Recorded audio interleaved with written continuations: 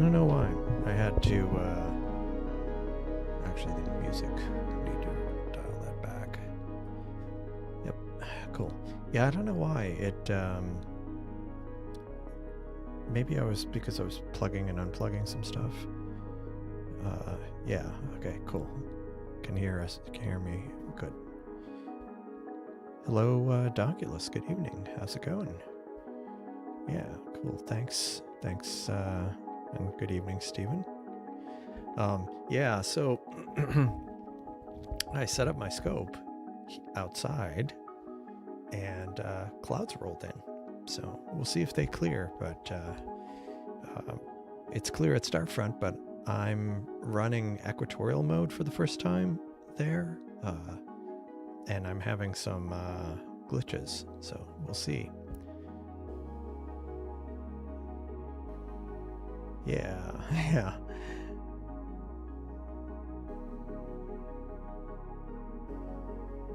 Yeah.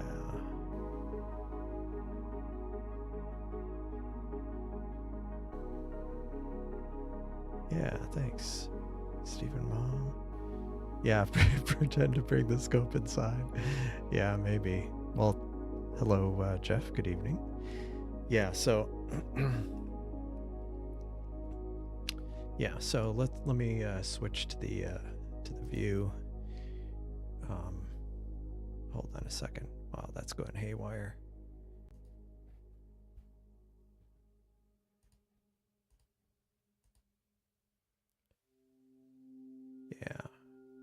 Yeah, it's so for whatever reason, Starfront is terribly confused.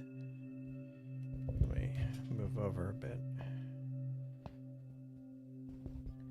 Unfortunately, I have a Mac Mini, an old Mac Mini here, and it's kind of, yeah, so as you can see, it clouded up quite nicely. It was completely clear about 45 minutes ago. Anywho, and I think it's one of those coastal kind of flow things where there's stuff coming off the Gulf. Anyway,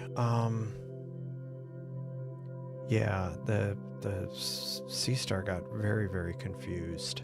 I told it to kind of rotate 180 degrees after it unparked itself, and it kept rotating. I ended up stopping it and rebooting it because it was like massively wrapping the cord up. Well, first I kind of unwrapped it, which was kind of unexpected. So let me see what I can do here.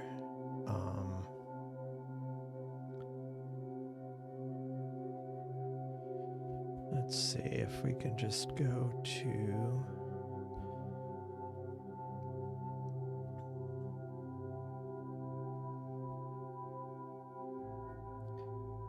The thing it's so confusing.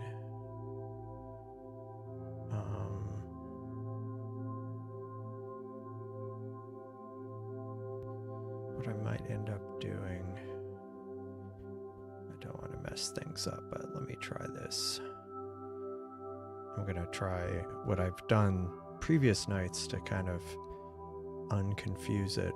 I just imaged something near the celestial pole, specifically Bode's galaxy. I mean, not right by it, but close enough. So let's see if this does something.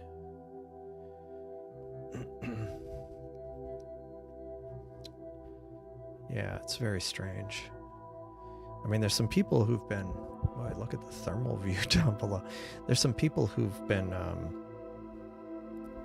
talking about ALP getting like terribly confused recently, and I think I ran into it, so hopefully this will... Okay, it says it's going.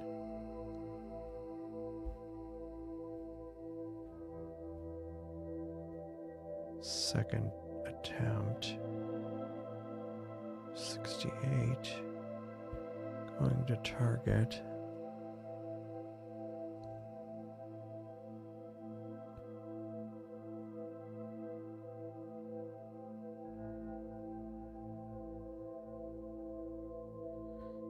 And the other thing is, like, some of the logging has completely changed.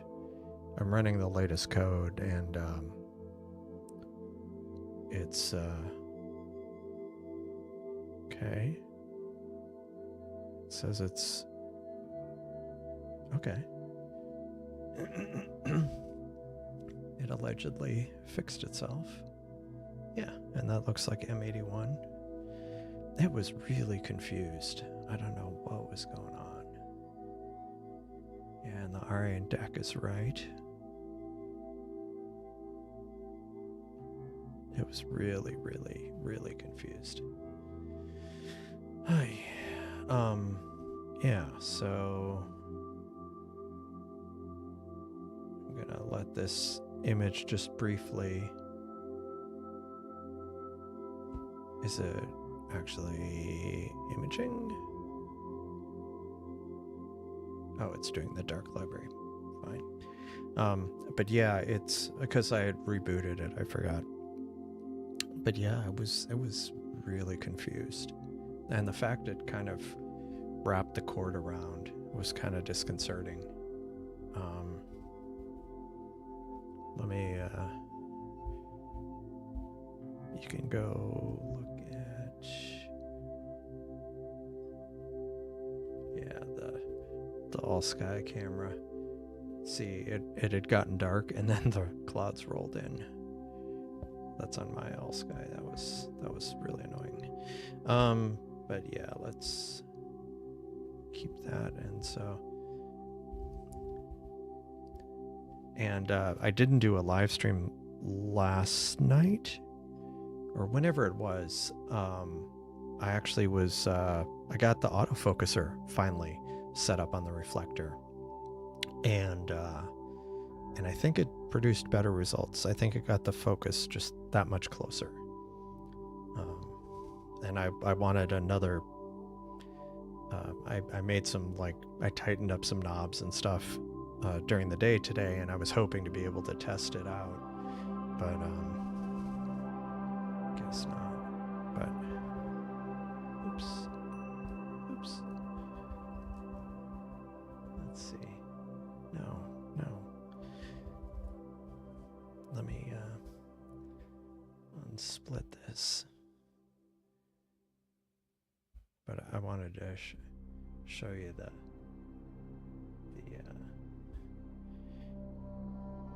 so this was going back, was it an hour?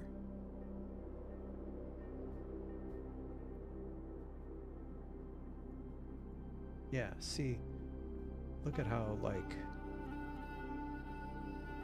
oops, didn't mean to go back 3 hours, 2 hours. So, okay, so the cord's over here, and I do the startup. Come on. So it starts up, or it's just sitting there, and I wait until the sun was below the horizon, and I did a startup. And look at how wound up it is. And then I ended up, like, manually trying to unwind it, and then it rewound itself. It was just not great. Okay, so this looks good. Cool. So that it's not dropping. So what I was wanting to do is try to get more time on the Dolphin Nebula while I still can.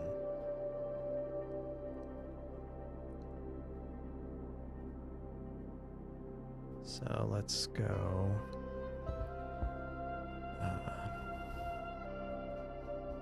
Yeah, the good thing about keeping the other all-sky camera up is at least I can, if things clear down below, I can. The telescope should be ready to go. It's.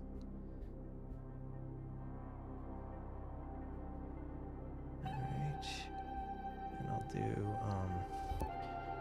45 minutes, and I'll just kick this off and get going and get back to. Sorry, I'm behind on the chat. Hello, Turf. Good evening. Yeah, darn tech. Yeah, it was. Yeah, Hello, Michael. Good evening. Thanks for joining.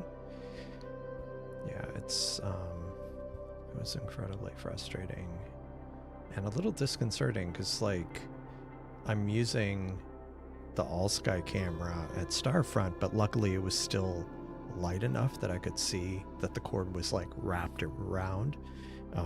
So I unwrapped it by manually steering the scope.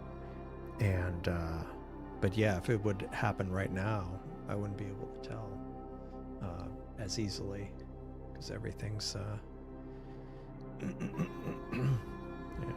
so that was kind of, oops, that was kind of unfortunate. Okay. I recognize that bright star, so it looks like we're good. And I just got an alert that Jeff, oh nice, Jeff is imaging.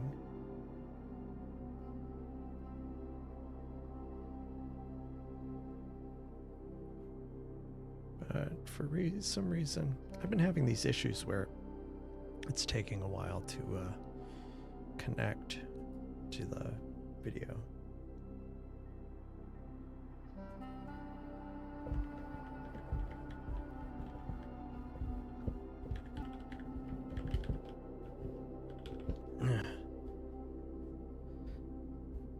Hello, Brent. Good evening. Thanks for joining. So yeah, the moon is, when does the moon rise here? Moon rises in about hour and a half or so. So that's cool. So other things I was going to image, somebody brought to my attention in on the Discord server that there's a supernova. So I think the galaxy it's in is still kind of low. I'm going to check here in a moment. And so I'm going to try to image that. The comet, the new comet is apparently looking pretty good. But it's the Swan, the 2025 F2 comet, but it's in the morning, so I won't be able to image it tonight. I might image it on a schedule late night, but won't be able to do it on the live stream. Let's see what else. Let's see. Oh, hello, qubits. Cool. Windy and somewhat cloudy.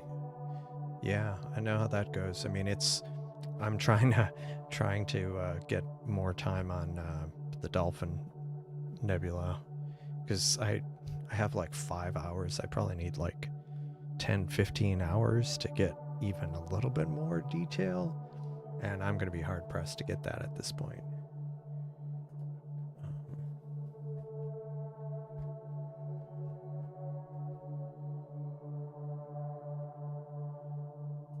For some reason,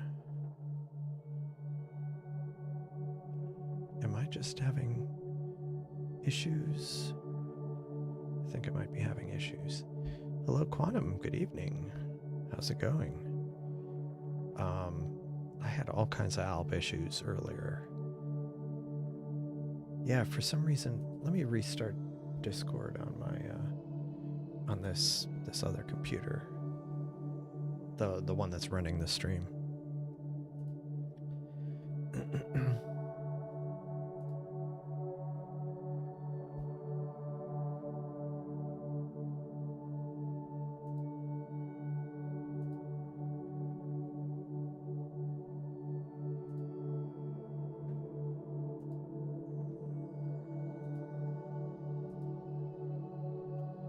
That's so weird. I'm having a hard time connecting to Jeff's live stream, but for some reason I was able to connect to Qubits's.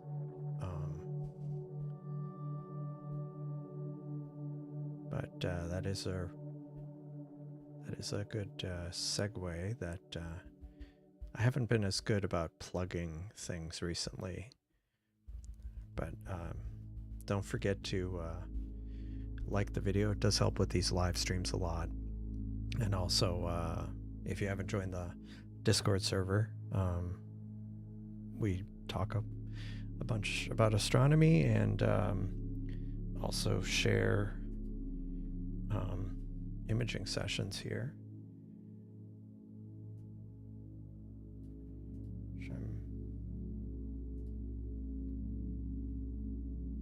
I'm trying to resize this window just right.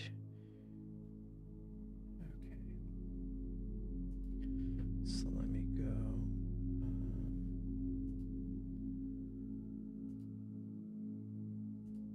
There we go. Let's see. Oh, here we go. Hey, that actually is about the right size. Nice. So yeah, this is Qubits is imaging the rosette there. Oh, nice. Congratulations. That's awesome. Yeah, it'll take a few. I mean, they'll get it set up and then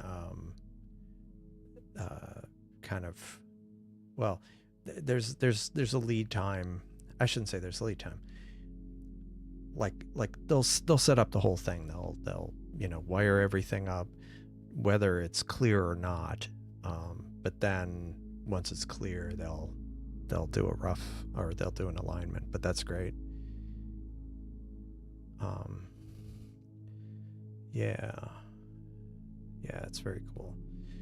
8-inch aperture, is that directed at me? The scope below, it's a 6-inch. Wild guiding spikes. Oh yeah.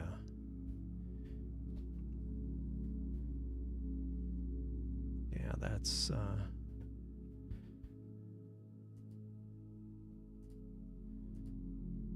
let's see if I can.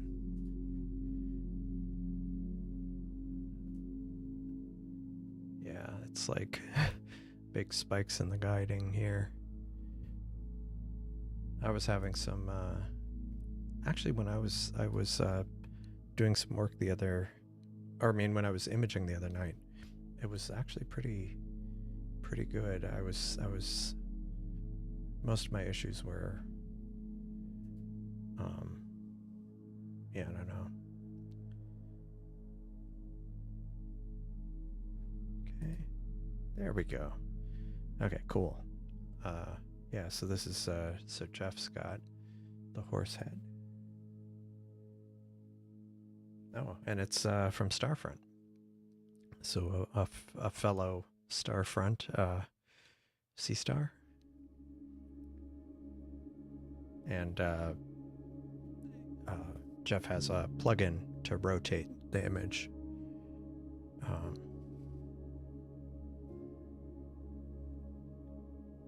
So that's why it's able to use more of the screen, which is great. I need to probably do something like that, because like if you look at my Dolphin here, it's just kind of a lot of unused space over here. I need to fix that. Maybe I'll install that tonight. Yeah, is it really an F12? Yes, it is. And no, I don't currently have a reducer on it. So the great thing about it is the images are very large. I mean, the focal length is good, so I can really get in on objects. But the downside is it's F12 and I'm in a Bortle 9 and I've been struggling. Yeah, I mean, it was great for planets, but I've been trying to image some galaxies, and technically it's fine. The problem I'm having is the light pollution combined with a super narrow field of view. Basically, I couldn't guide on it. I couldn't plate solve on it with the main camera, because there'd be 9 stars or 10 stars that Nina would identify, and so it couldn't plate solve. So if you see I was using an off-axis guider, but if you look below, there's a big there's a guide scope on it now. It's a cheap SV Bony I got off Amazon, but I took the same guide camera, the ASI 120, put it in that, and now I have no problem plate solving, and the guiding is close enough that it's been pretty decent, but it's just it's been a struggle.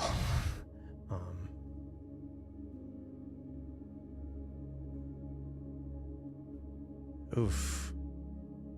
Yeah, man. Yeah, the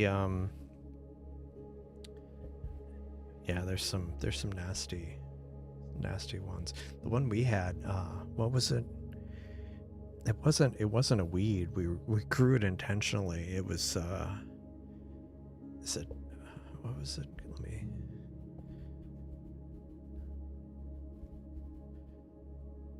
Yeah, pampas grass. Oh my gosh, that stuff.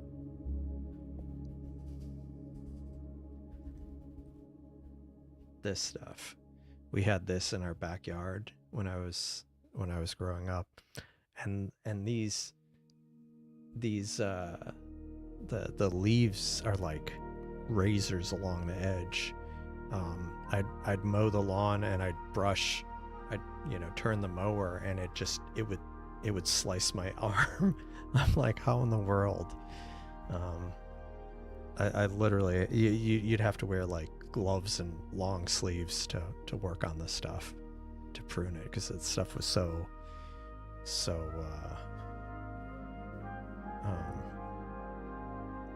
unpleasant to deal with. But yeah. Oh, hello, Star Voyager. Good evening. What camera in the reflector? The 585. Yeah, so I haven't changed any of that. It was the same thing I was using on the refractor, the ASI 120 mm for a guide camera, and 585, cooled 585.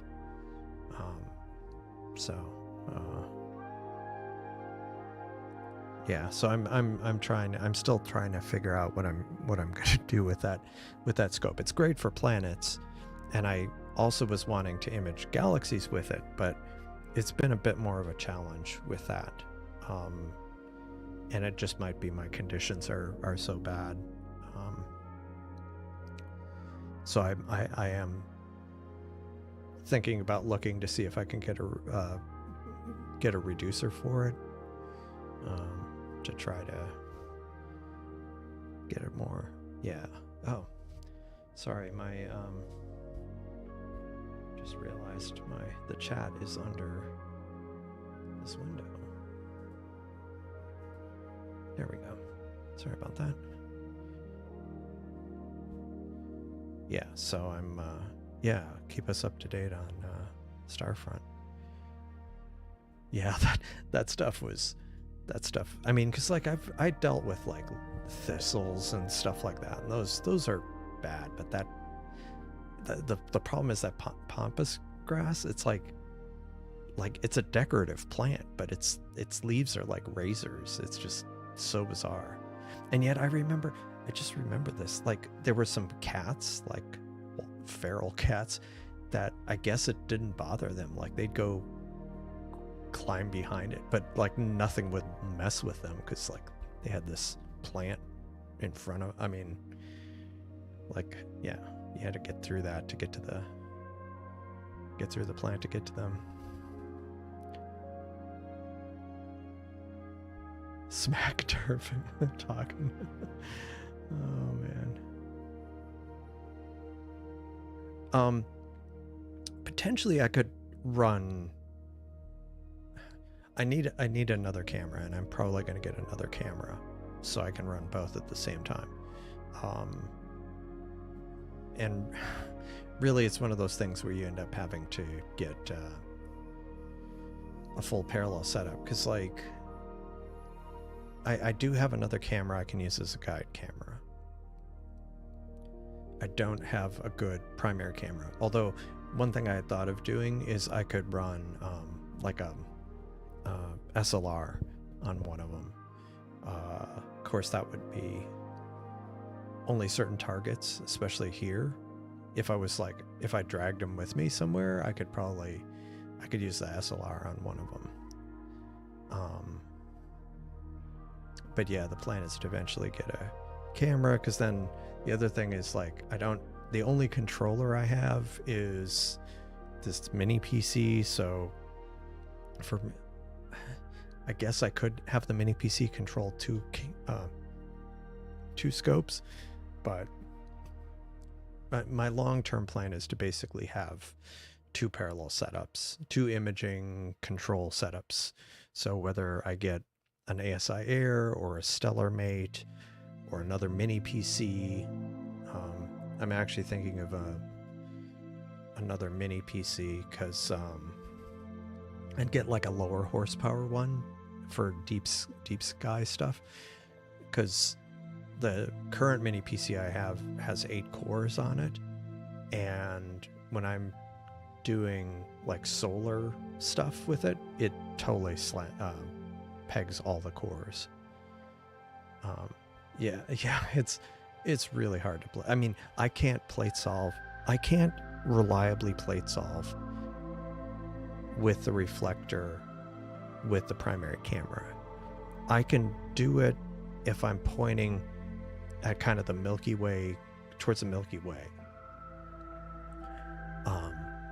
But the problem is now the winter Milky Way is kind of behind a building, or almost completely behind buildings now, and the summer Milky Way is nowhere around, so I can't plate solve on anything with the primary camera.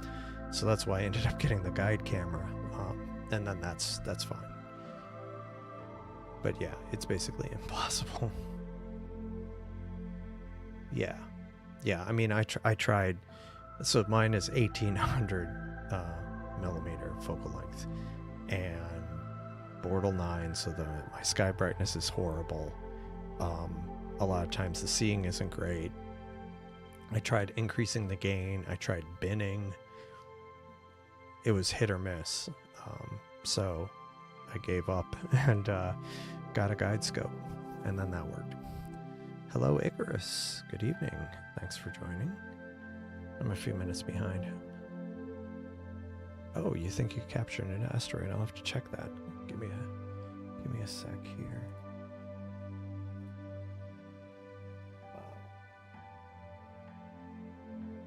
Speaking of, looks like somebody got some clouds over based on that PhD too, I'd say. Got clouds. Oh yeah, so let me pull this up.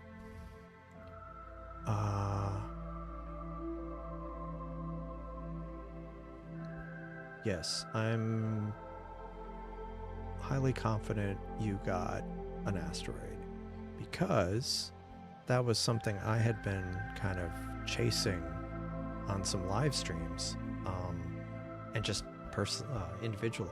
It was going through Leo Triplet, and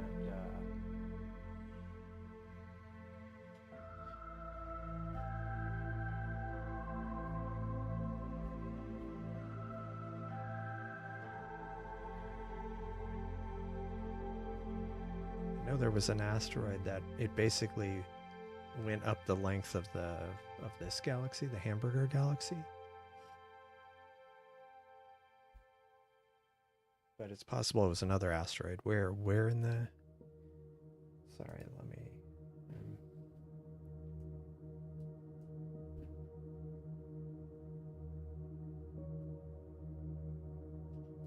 where was...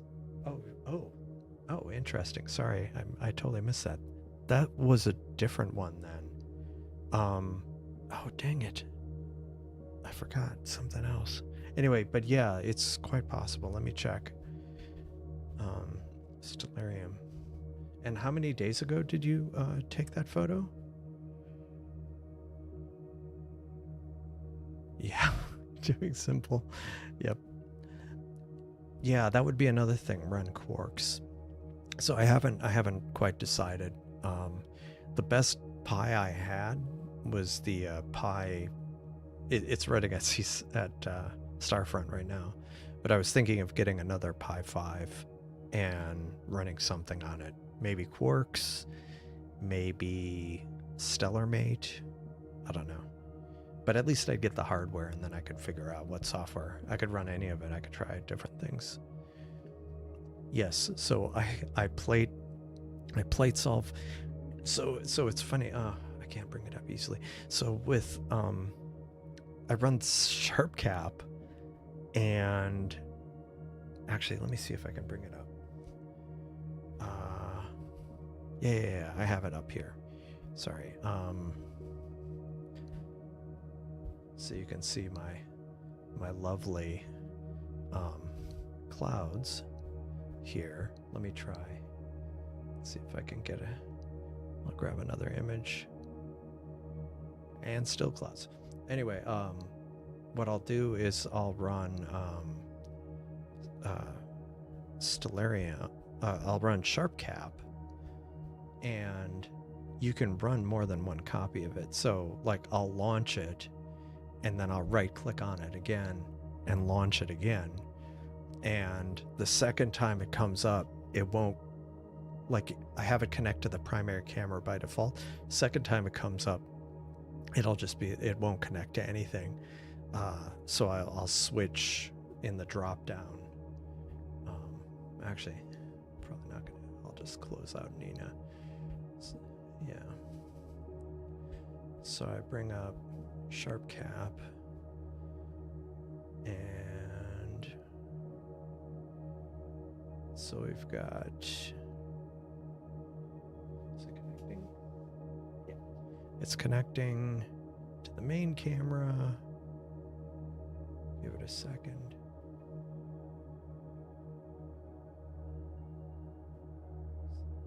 Controls on.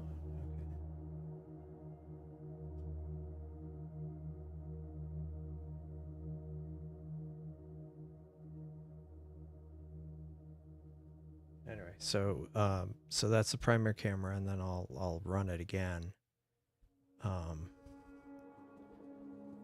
And then the second time I run it, I'll go, doesn't bring up any camera.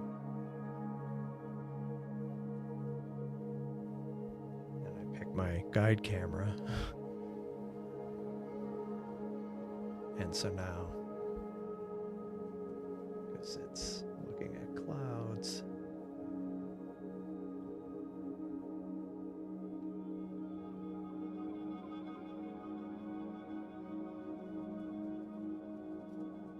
anyway, so I'll have this, and I do a plate solve on that, and it's actually been working great.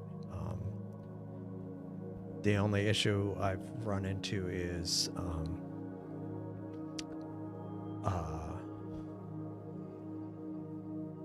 that PhD2 won't share the camera, but it might be just the camera I'm using. But so I end up disconnecting it in SharpCap and then connecting it in PhD2 when I want to guide. But it's worked fine. It's worked fine.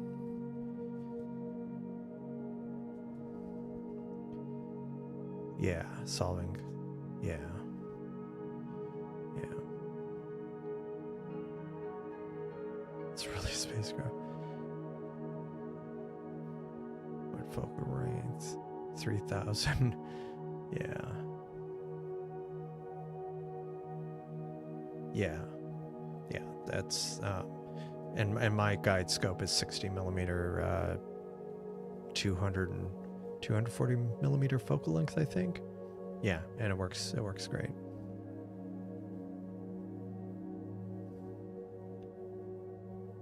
Yeah, interesting. Yeah, I mean, yeah, had all kinds of issues, but oh, I went too far.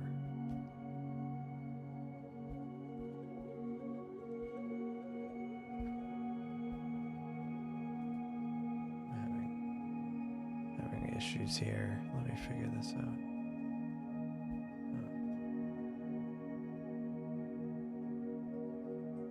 Maybe I just need to make this small.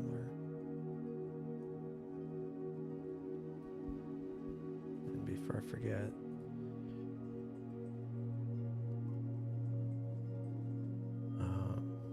But yeah, that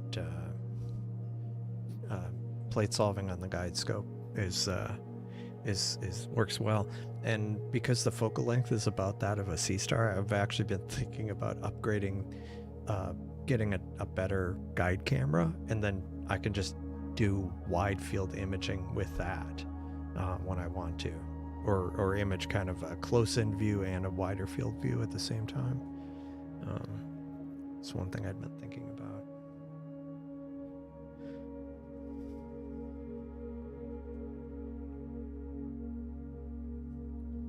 So I think I did the dolphin for 45 minutes, so I'd still got another 20 minutes. Yeah, it's definitely, the conditions are better because I'm definitely seeing more stars and more nebulosity. So that's good.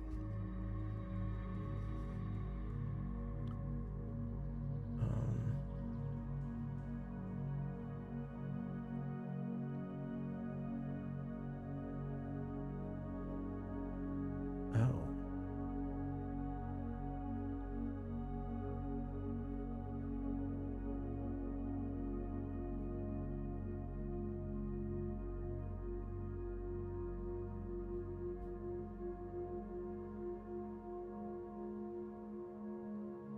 Let me see something here.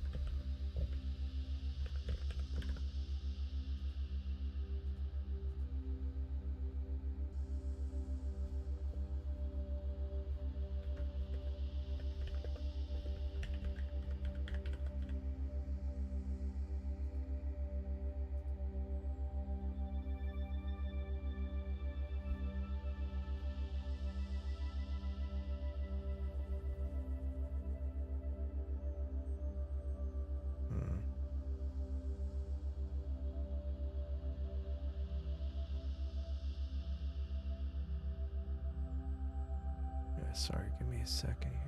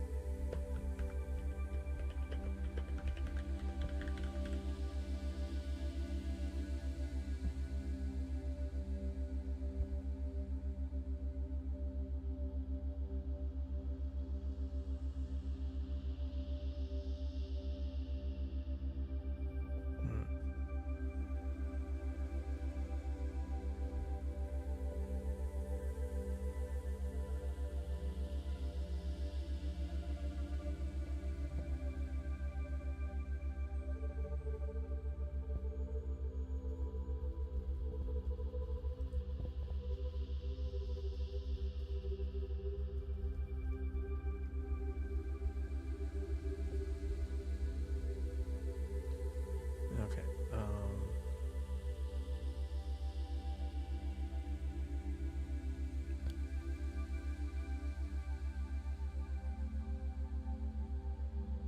Oh, what? It called it a virus. Wow. That's unexpected. Wow.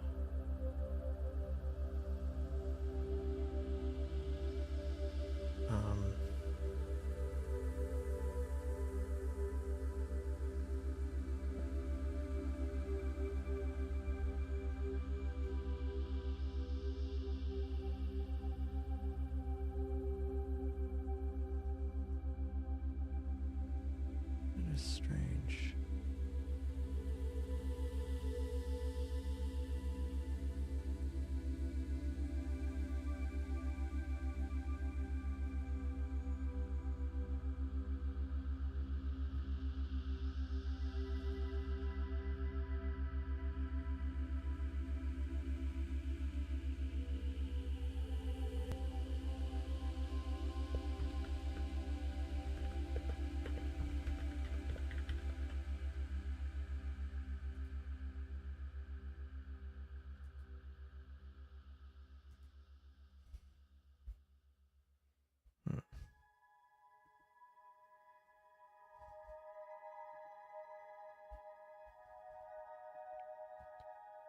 Yeah.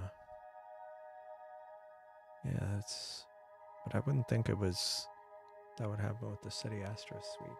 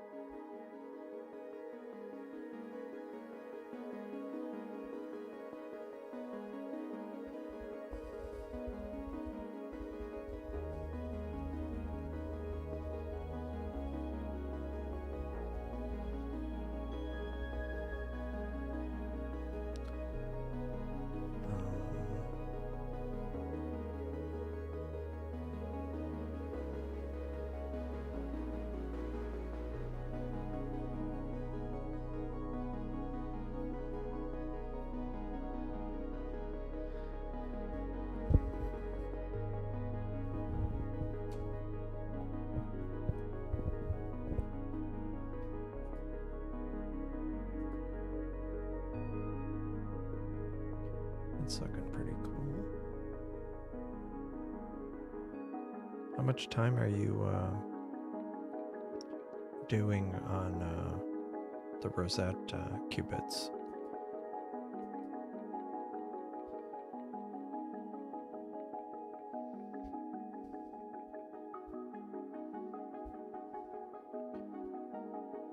That is so weird. That is so weird.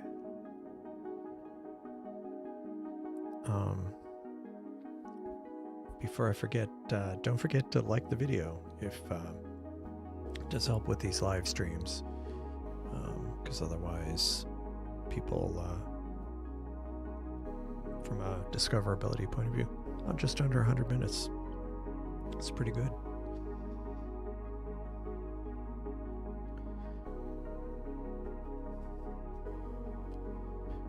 Let's see.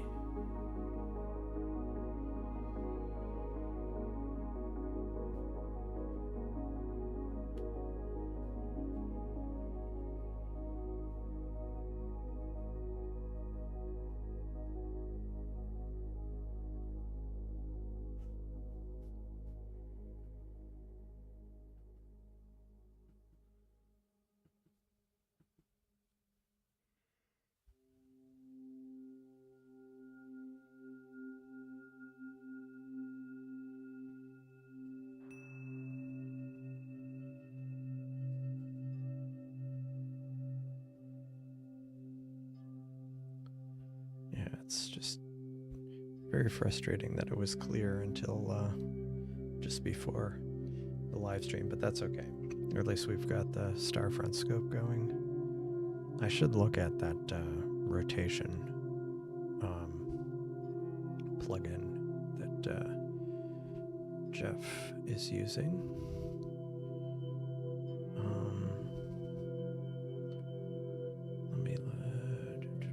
Best way to do that. Okay.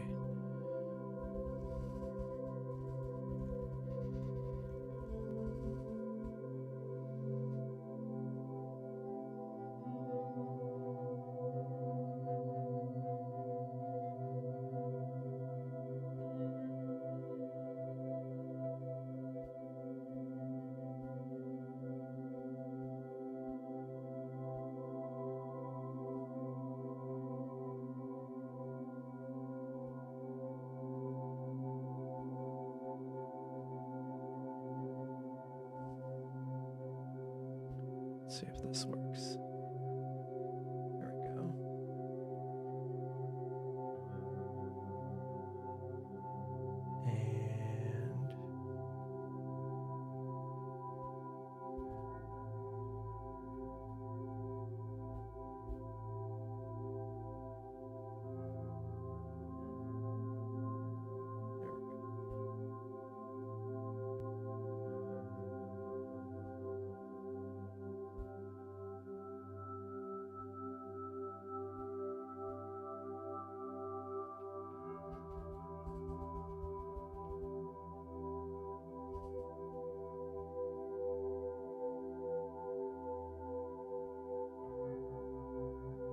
There we go. Much better. Although, now it's more obvious that I got photobombed there by something. The dark nebula you did was worse with the light pollution filter. Yeah, interesting. So, yeah, one thing, like all the dark nebulas I've been imaging at Starfront, I've done with no filter. Just, I don't know. I guess I was trying to see how it would turn out without it. And so far it's been okay, but I hadn't done like a test. I hadn't imaged enough of these, of the dark nebula without a filter, but that's good to know.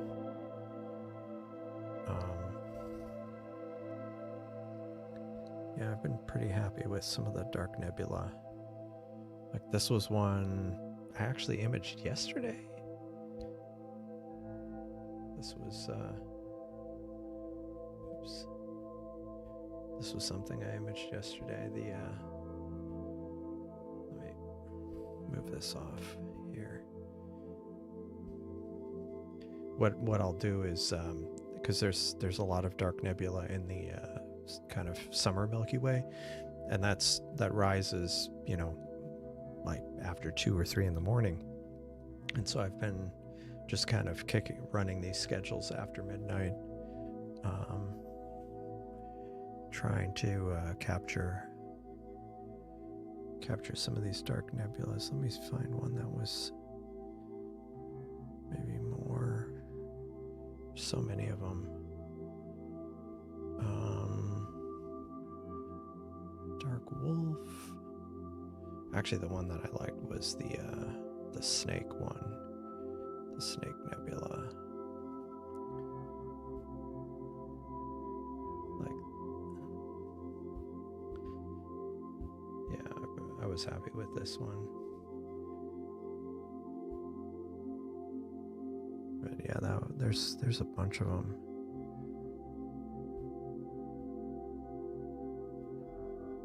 Oh, and then which one?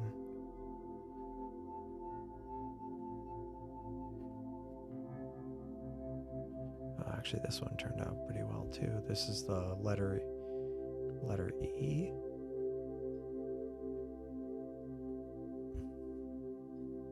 That one turned out pretty well.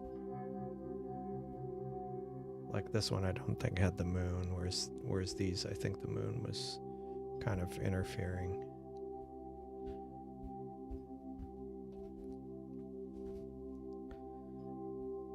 No, the rotate isn't. It's basically I did what Jeff was. It isn't currently part of ALP. I do plan on adding something like that, but it was a rotate plugin for Chrome that I just installed. And then you just right click on the image, and then you can rotate left to right. So yeah, I got the idea from Jeff, who's running a Seestar down below the horse head here. That's him, and he's running the same plugin, or maybe not the same plugin, but a plugin. I was hoping it might bring out some color somewhere, but it didn't. Yeah. LDN 1235. Which one was that? Is that shark? 1235. The dark shark. Yeah, that's a cool one. This is the dark shark. But what's the field of view on that?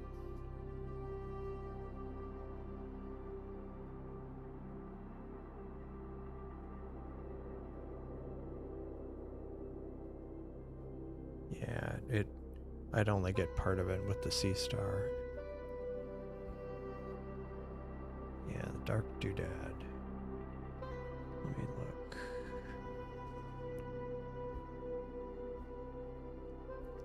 Dark doodad. That is a cool one. Another one of those southern targets. So there's that. And the thing I really like about this isn't just that dark nebula, but that there's this cluster near the bottom, or near one end. I like that.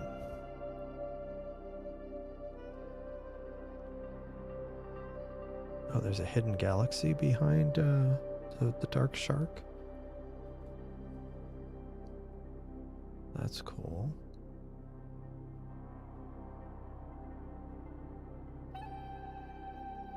Huh.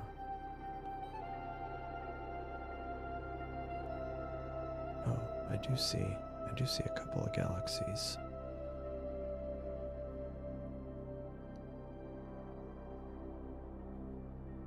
Nice. Yeah, the problem is that one is so, like, here's the field of view with the S50. Now the I mean, I could always do a mosaic, but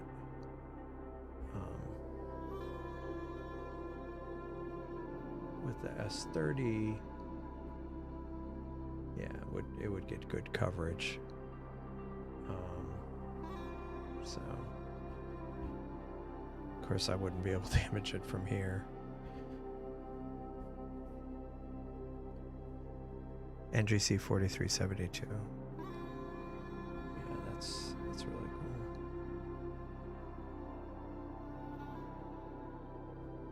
I almost forgot this. This is I think I only did 45 minutes on this.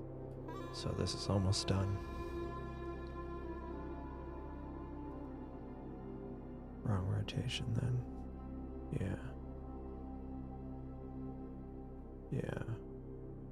Yeah, 585.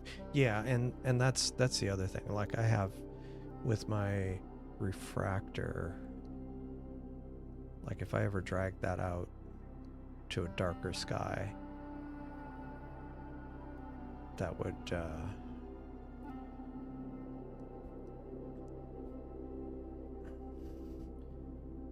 like this would be the framing with my refractor, and if I ever end up getting the reducer, it would really fit nicely. Yeah, so it's things like that that make me want to get the reducer at some point. Rasa LP and HA.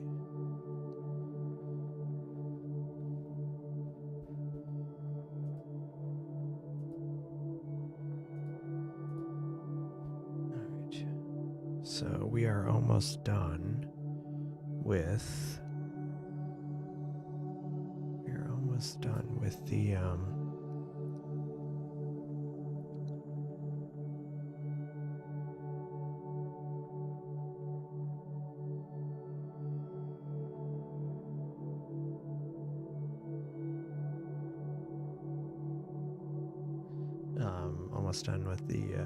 dolphin. And so once that's done, we'll move on to another target. I keep hope against hope that the skies will clear here, but not right now.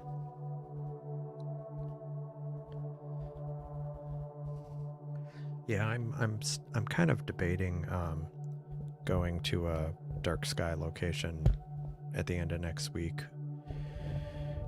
I mean, it'll be weather dependent, but I'm still debating, because it's going to involve a lot of driving, and I'm not 100% sure if I'm feeling like doing it.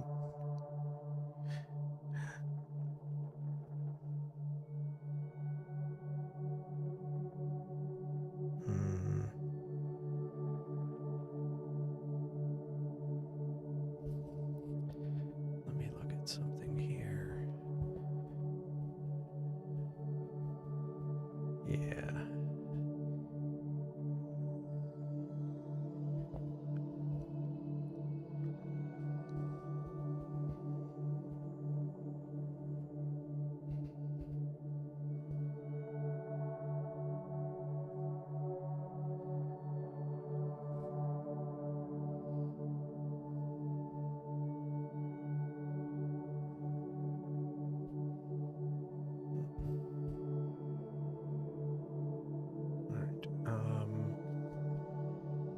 So now that is done. I had run across something recently. Let me look this up. Am I looking at the right time? Yep. Oops.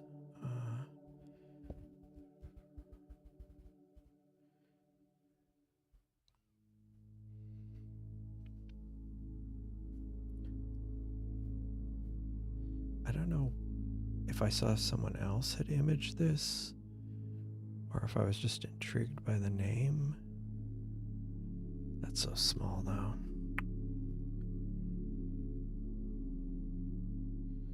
Yeah, maybe not.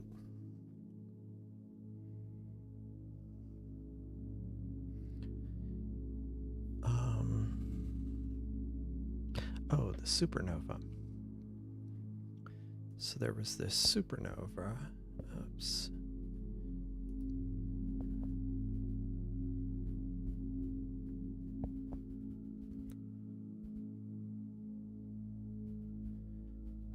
So let's...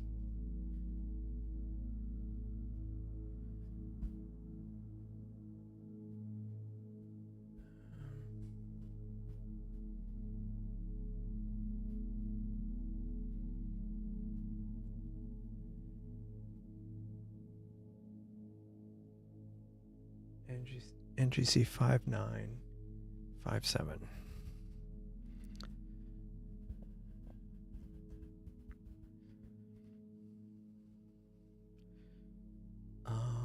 How far above the horizon is that?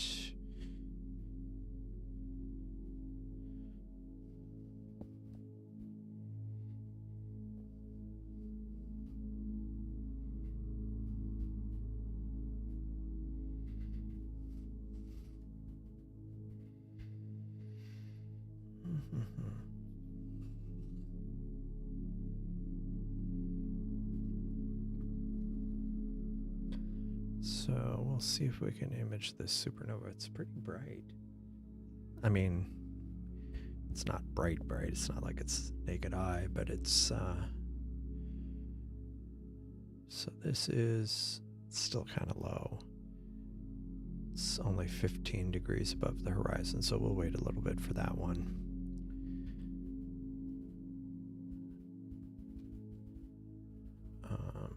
Maybe in half an hour or so. What other things did I want to...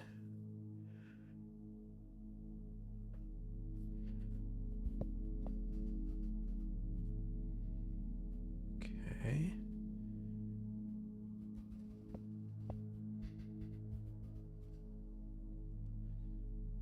All right, that's too low.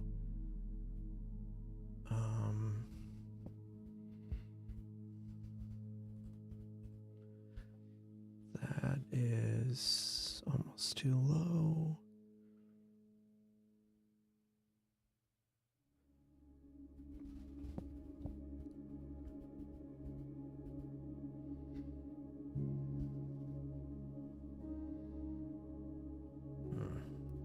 Yeah, unfortunately, there's all these things that kind of losing.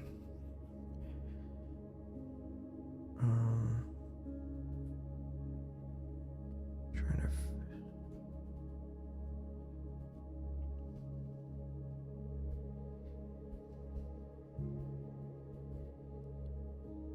What would be another one that?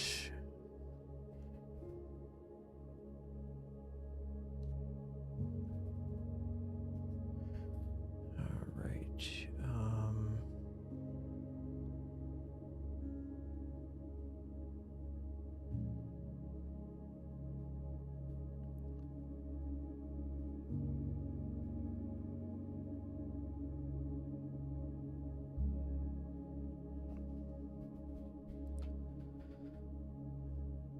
Okay.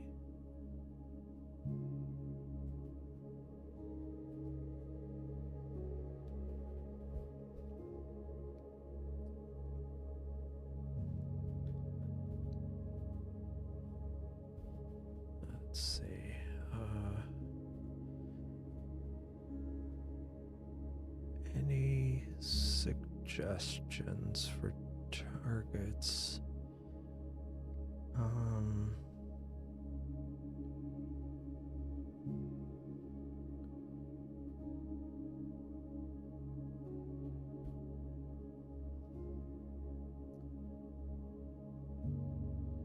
Well, this was something I think I saw cosmic ray imaging recently.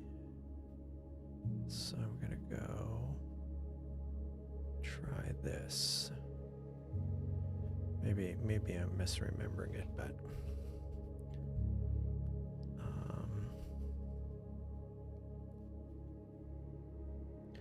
it's a sharpless object.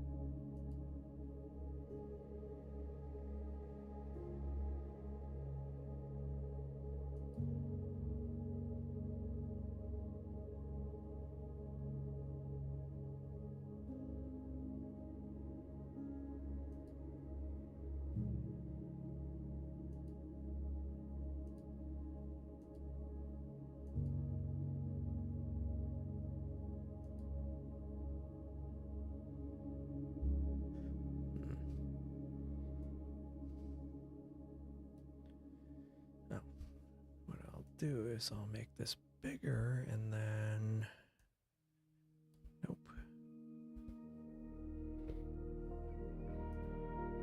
There we go. I'll just make that.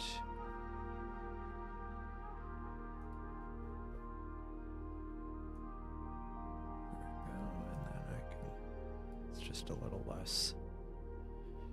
Anyway, so this is sharpless.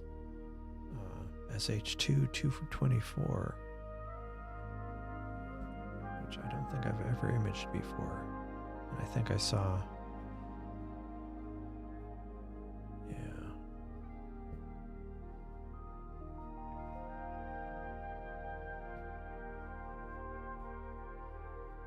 There we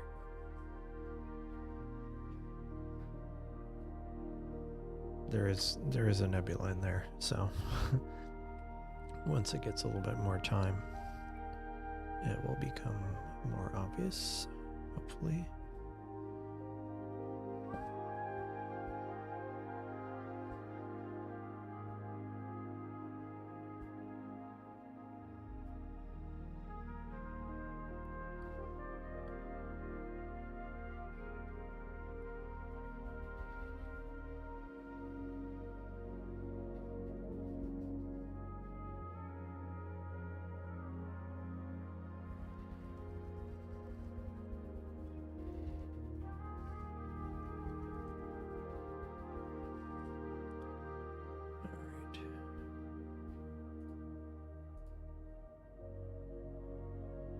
Some nice detail in there.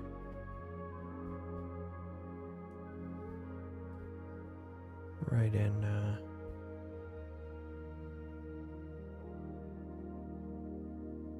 some very nice detail.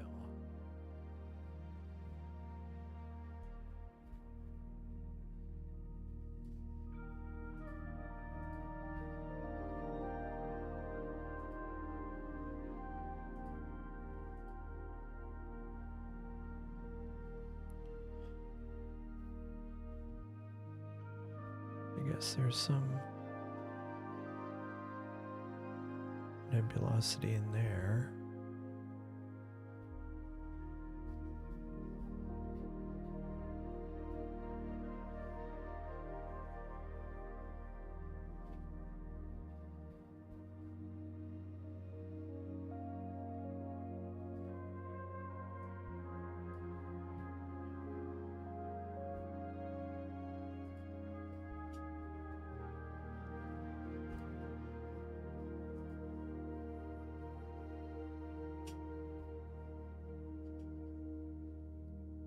I see Brent started imaging there, and it looks like Markarian's chain Like I can see kind of the, they're not the eyes, but kind of like there's a little face kind of thing there on its side, and then the chain going off that way.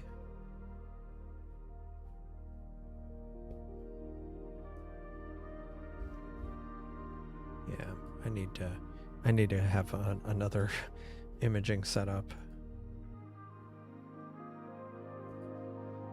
Cause like Brett's got the ASI Air.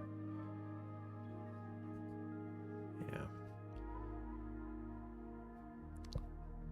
Might have a dark frame. That you might be right. Let me stop that and start force a dark frame. Let me try that. Thanks for noting that, because I sometimes don't. Okay, let's stop. Yes. And then I will go. I will go run a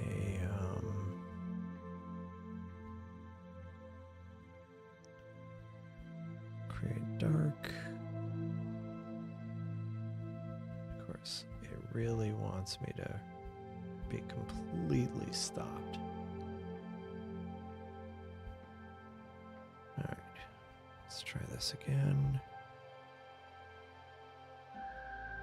Running the dark creation.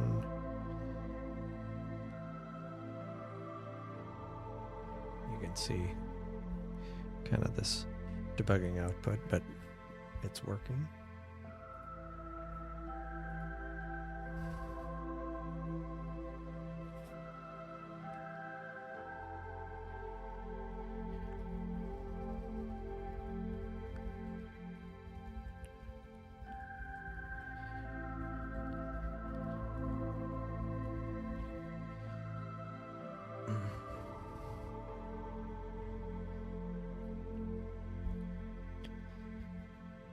All right, 75, 70, 80, 85, 95, and dark library done. Let's try this again. Hopefully it'll be a bit cleaner. And I'll have to rotate it.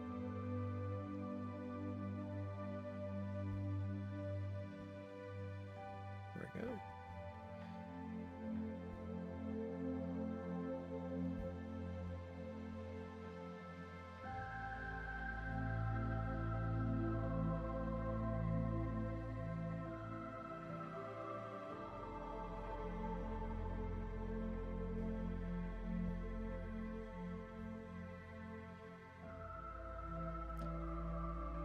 Hopefully it'll be cleaner. But yeah, I'm going to image this a little bit, and then I'm going to try to go for the supernova. And don't forget, I keep saying it, don't forget to like the video, because it does help with these live streams a lot.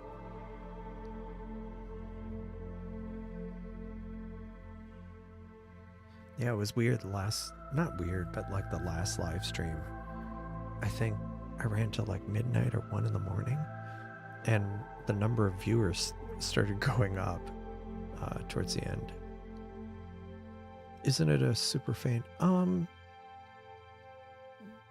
think it's reasonably faint, but I am doing it from Starfront, so trying to, yeah. I mean, it's not going to be like popping off the screen, I don't think, but when I saw, I think it was Cosmic Ray imaging it recently, I was intrigued and wanted to try it the next time I had an opportunity. So yeah, it's probably going to be faint.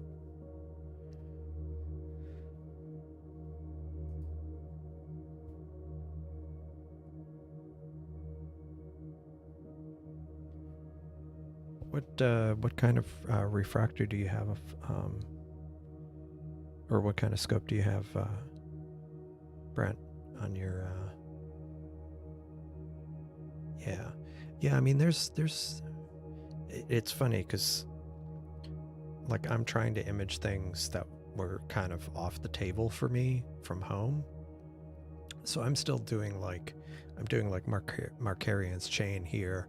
I want to do a mosaic from Starfront, um, but like the Dark Nebula, that's why I'm doing the Dark Nebula and doing things like the Dolphin, which I would never attempt from home.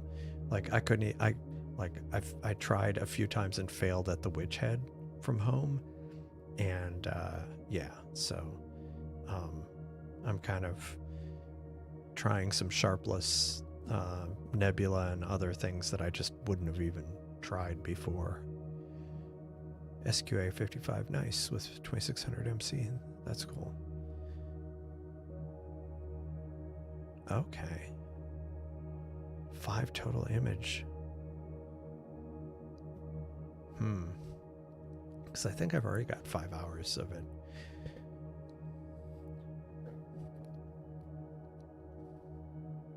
Oh. Yeah.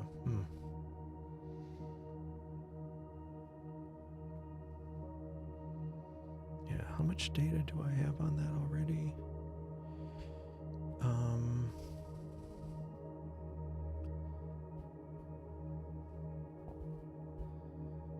I have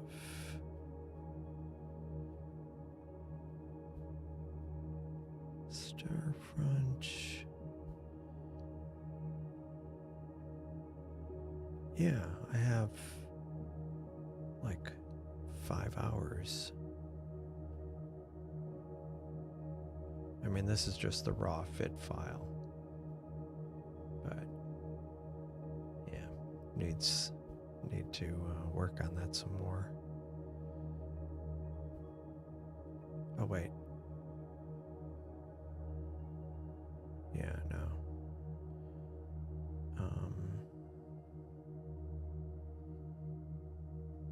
Yeah, it's just yeah, a lot of post-processing. Yeah, the one thing that I think Ben had mentioned is using pixel math to separate the colors, because the good thing is that the really bright star there, that I guess it's a Wolf-Rayet star, is yellow and the nebula is blue, so like theoretically you can separate that and maybe like not stretch. I should try that. Not stretch the yellow at all. Like separate it into RGB or something, and then not stretch only stretch the blue. Need some magic processing. Yeah. Yeah.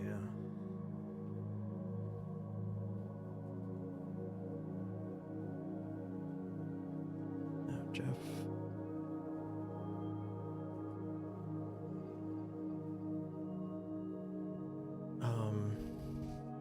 Let me see.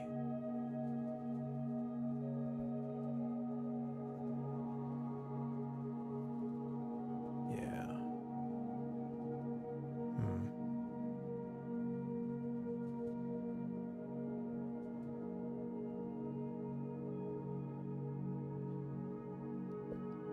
Oh, so if you aren't like chronically on the Discord server, you might not have seen this, but we have challenges on the Discord server where we're kind of accumulating data, and so I'd been kind of messing around with things.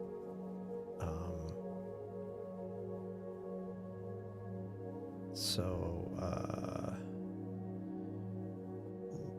let me find this.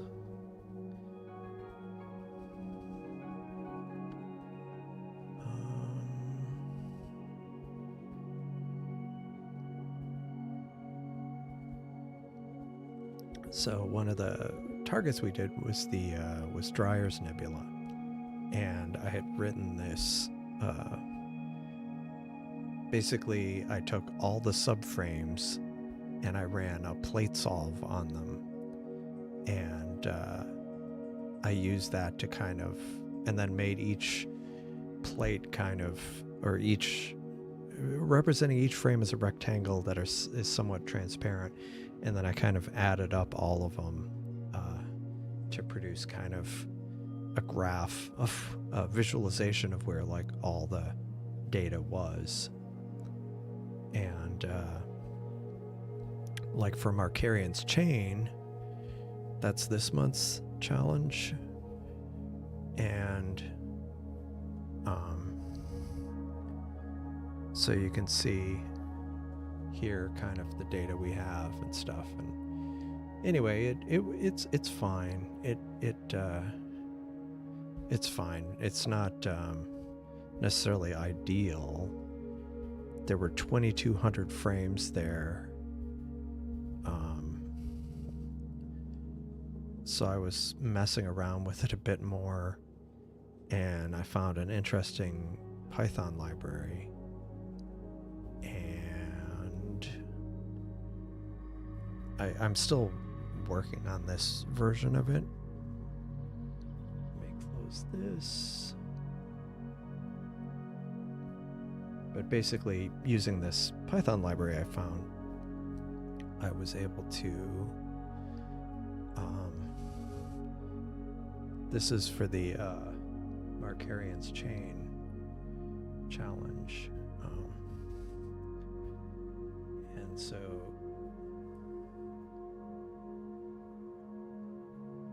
you can see where we've got data already, and like here's the kind of the face part of the chain, and here's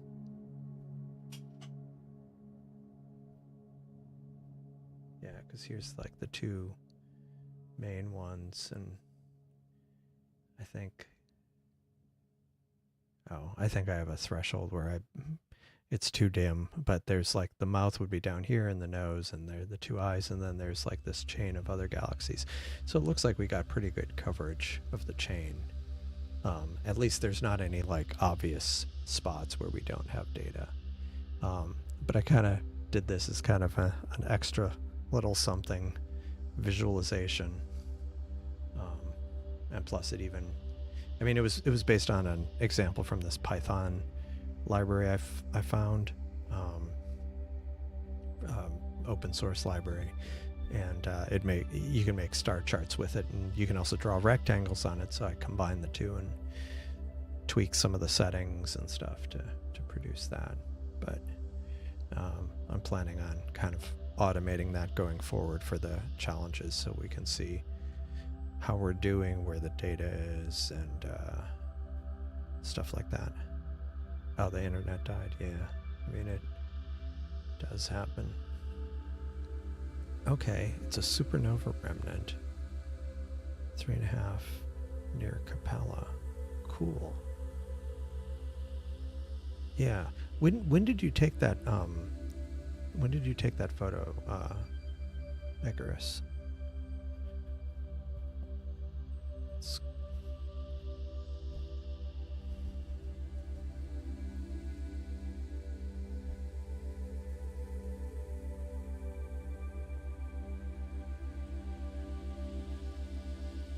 (223). So that was March 23rd.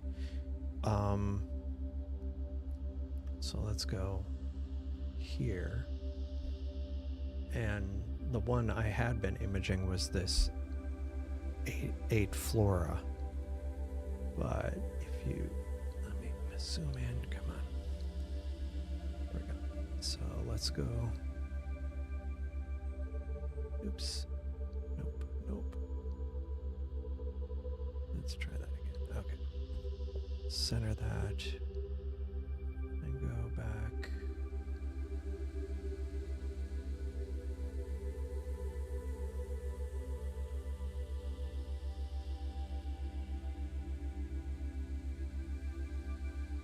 Oh, there it is. Oh, it was Eno. 170,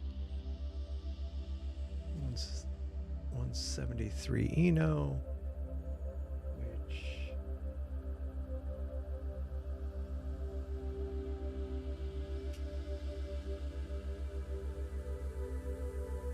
is 86 kilometer diameter asteroid. So yeah, there it is. And so let's go back.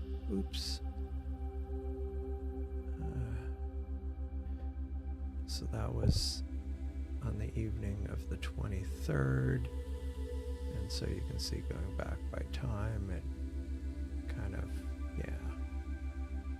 just kind of zipped right by. So yeah, that was the asteroid.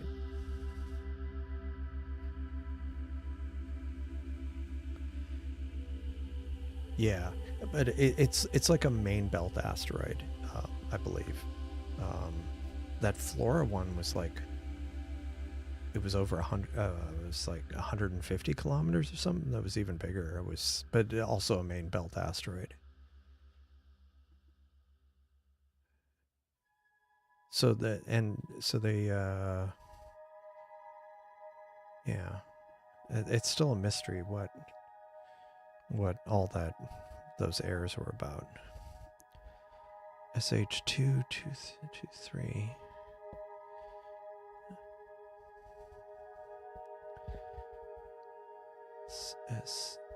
SH2223.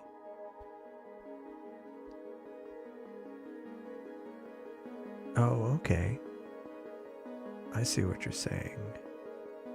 What is this? So I'm like looking at this. Oops. And I'm looking at this and I see, 224, 223, 225. And so here's Flaming Star, so they're all over here. But then, like, what is this thing? What in the world is this thing?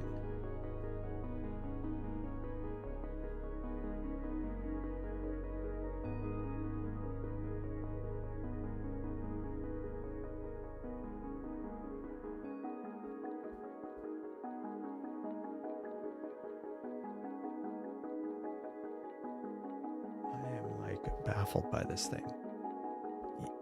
Yeah, it's a rainbow and it's enormous. What in the world?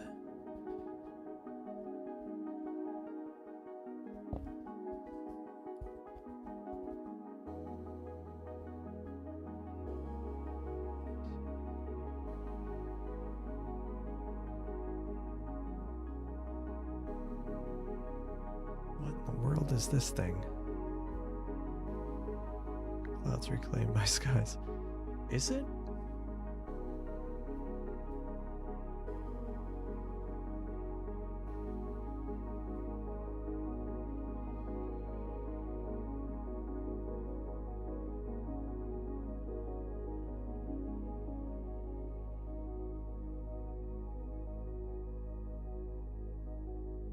That thing is enormous.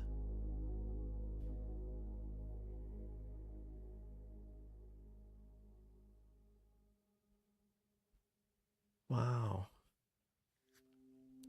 I think I don't know. It's only 20 degrees above the horizon. Maybe next clear night I might try to see if I can get anything from part of this. That is crazy. That thing is huge. So with my refractor,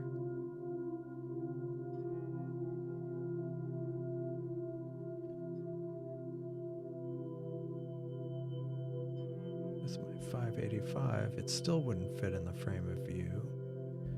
But with the reducer, it still wouldn't fit in the frame of view. Wow, that thing is amazing. Probably only needs 1,000 hours. Yeah, Exactly. Didn't even show up in my Stellarium. Yeah, I maybe it's because I have the Sharpless catalog on. I'm also running 25, Stellarium 25. Yeah. Let me see. If it's the one I...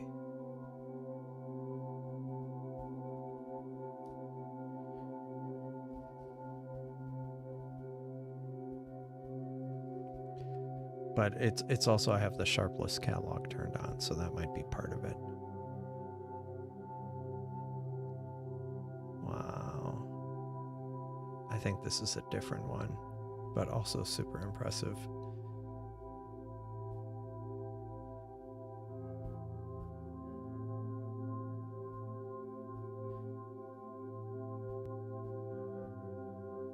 That's really cool. But that one, I'm super intrigued by this one. Yeah, and like Cosmic Ray said, probably only needs 1,000 hours of integration. Oh man. Yeah, it's very different,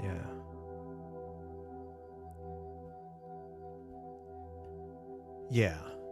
Yeah, it is interesting because like you'll see these other things that were discovered in the 1800s, maybe early 1900s, but then you'll see these ones that were discovered, in the late 20th century or like early 2000s that, yeah, like you say, just needed digital to even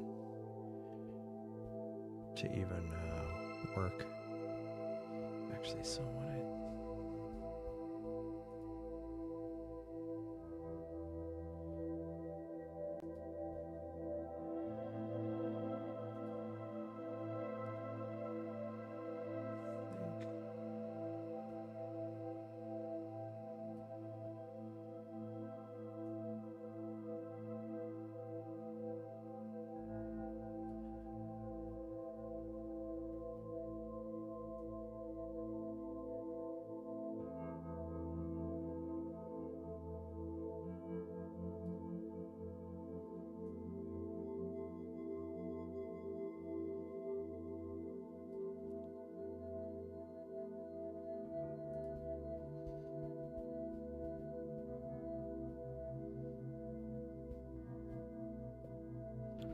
Yeah, it's really, really kind of cool. But yeah, I'm super intrigued by that one now. I mean, I all these cosmic rays, right? It probably will take a ton of imaging, but there's so much in this area here. And all these sharpless.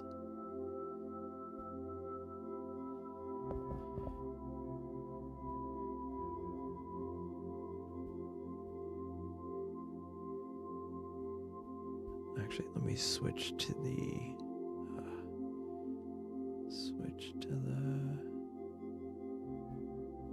unfortunately this survey doesn't do a good job on these.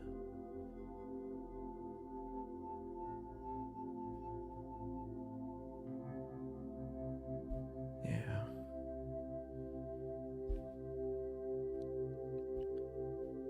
Nice. Yeah, that one was just bizarre. But yeah, now I want to image all these other sharpless objects here and also that giant planetary nebula. But I don't know how I'll image it. I'll have to figure that out.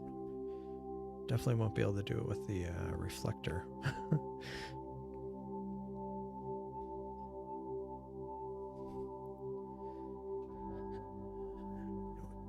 The one thing this is making me think about is, so I have the refractor is kind of, a nice intermediate, somewhat wide field telescope. It's 75 millimeters, so more resolution. It's a Petzval design, so it's pretty solid refractor.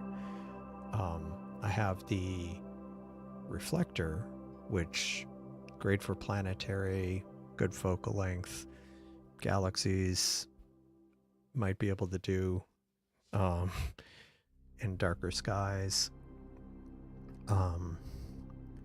Or maybe with a reducer it'll be a little bit better.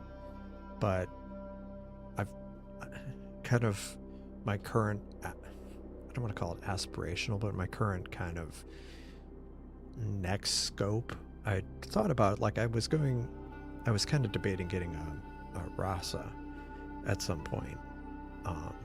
But now I'm thinking maybe instead of a Rasa, I'd get just a fast Newtonian, like F4 Newtonian, maybe put a reducer in it. The only problem is those things are super heavy, so I'd have to get another mount.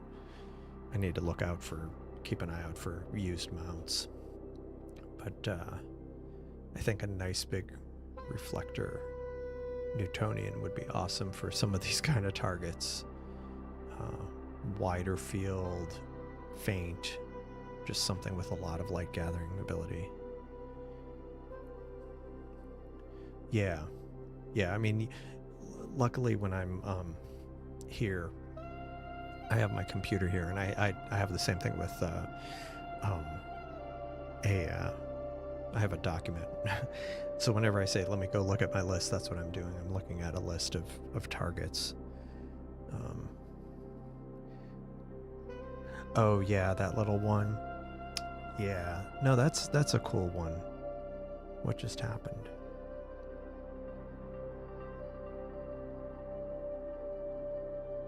That was interesting. So my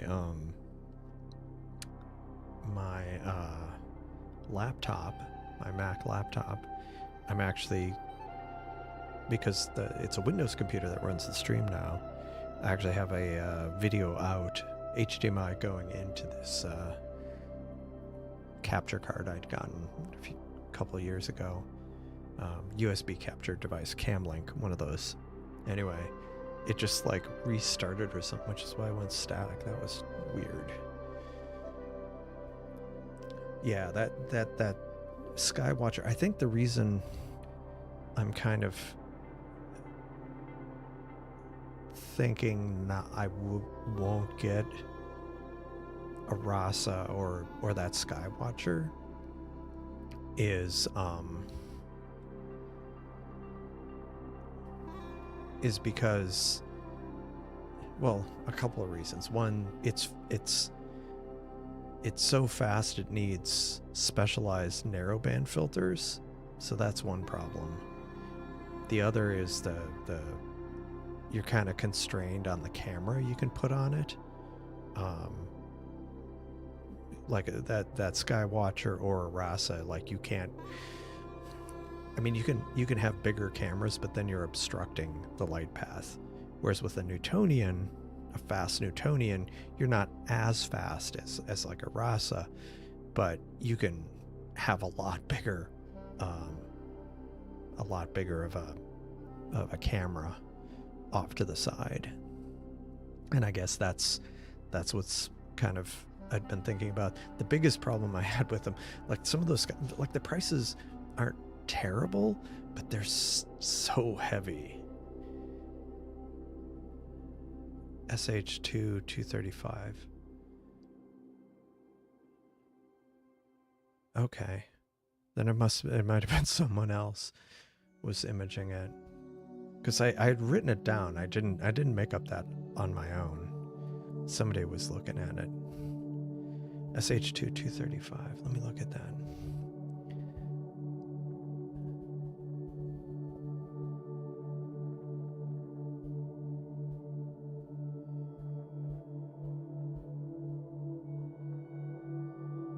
That's an interesting one too. Where's that one? Maybe I got the number wrong. Actually, I should image this one. Let me add that to my list. Maybe I'll switch to that one now.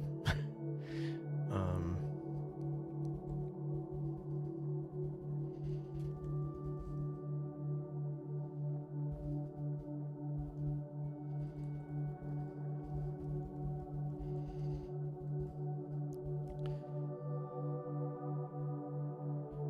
okay. SH2216. Yeah, I need to work on my survey. My surveys. Let me try that one. 235.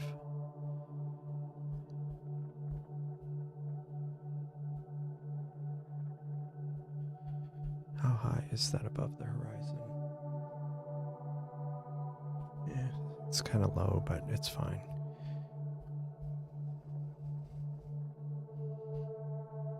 All right.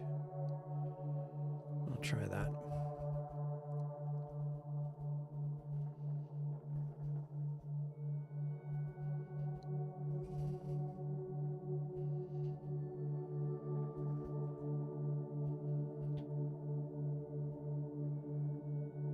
Discover Air 11. Yeah.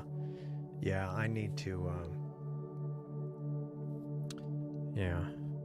One thing I've been kind of intrigued by and just wondering how feasible it is going really deep into the Milky Way.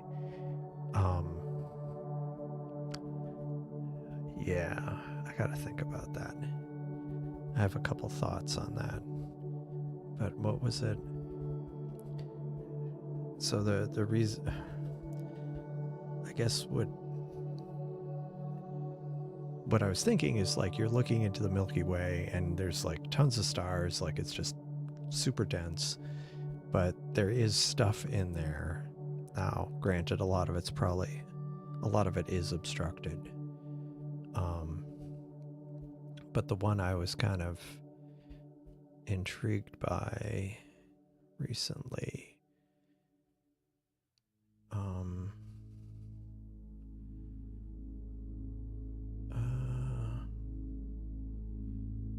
oh yeah, it was a dark nebula, and I'd noticed there was a planetary nebula there, and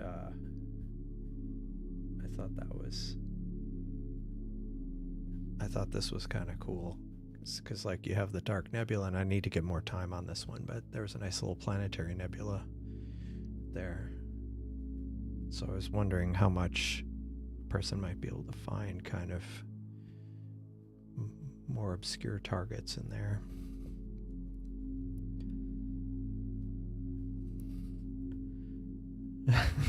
Tabletop neutrino. Yeah, that would be.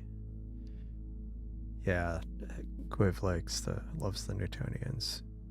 Yeah, yeah. So I'm kind of thinking I might go with, like if you go.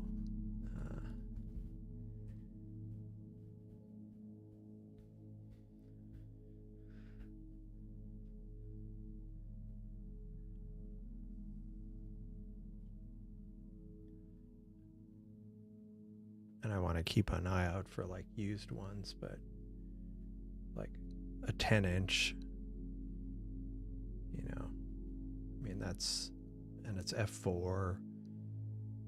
Only problem is it's 36 pounds. But something like that, I think that might be cool for kind of a new.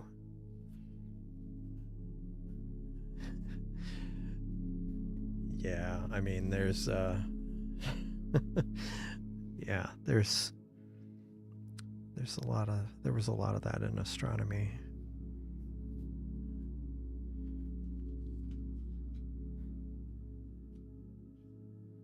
But yeah, was it Caroline Herschel?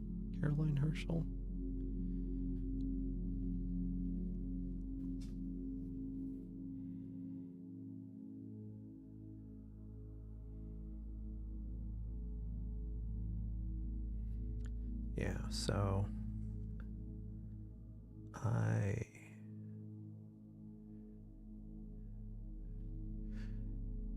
Yeah, this one's definitely working a lot better. Um, SH2 235, and not too bad considering it's just. Well, let me see if the time is right here. Yeah, it's only 23 degrees above the horizon, so it's getting kind of low there. And then there's this other sharpless, so hopefully we'll get some detail on these. This one I definitely should try to image again, because I could see this where getting more detail on some of these fainter areas would be kind of cool.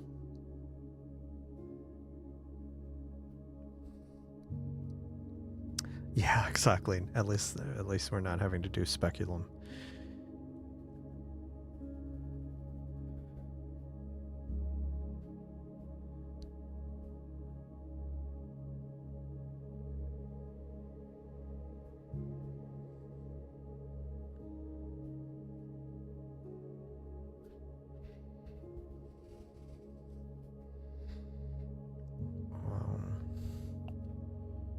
Let me see.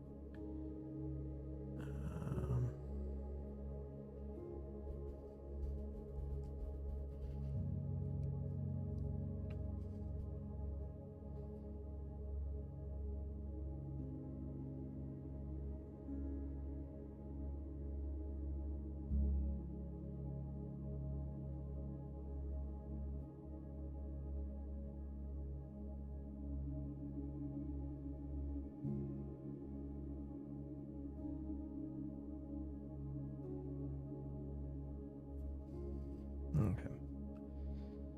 All right. Yeah, LBN 6576.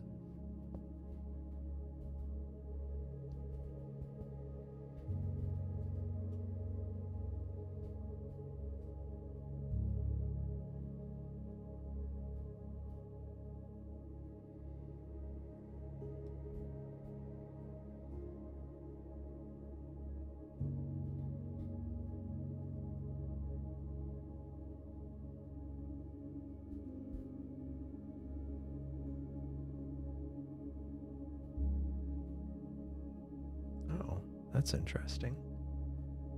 Okay, that's with my refractor. So let's see what it would be in the Seestar. Actually, that would fit.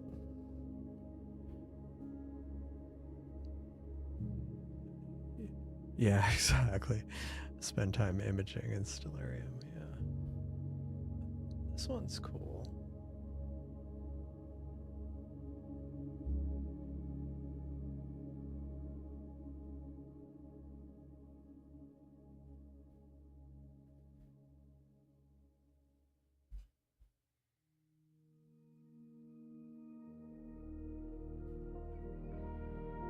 And that is like.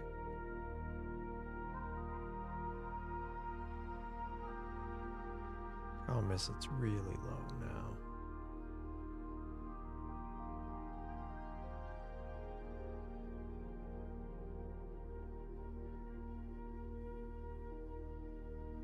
But after like 4 or 5 a.m., yeah, maybe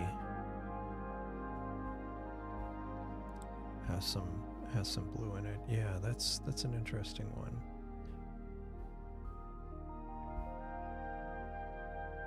I'll have to add that to the list for like late night things that when I'm letting it image overnight.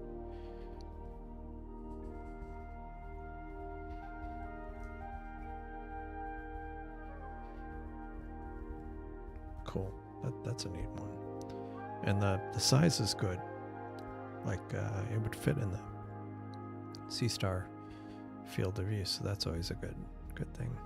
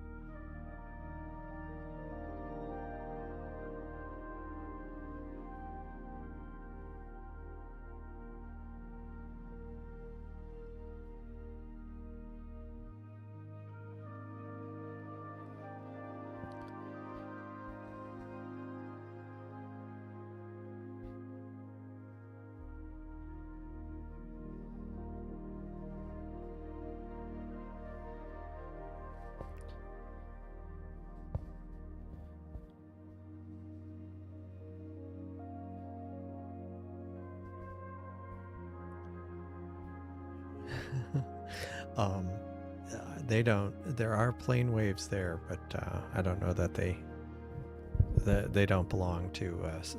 I mean, they're individually owned, but that would be cool to get some more light gathering to finally try to get that dolphin. Like you say, very elusive, definitely very elusive.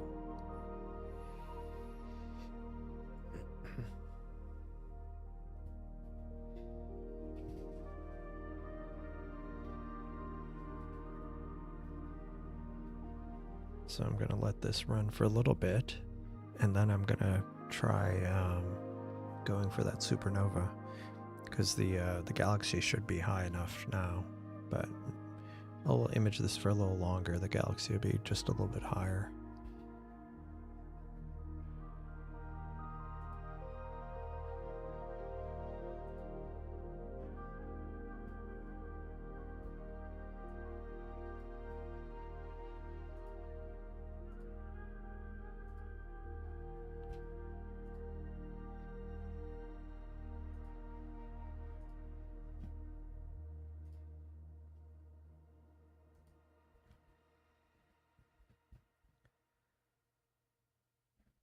Cool.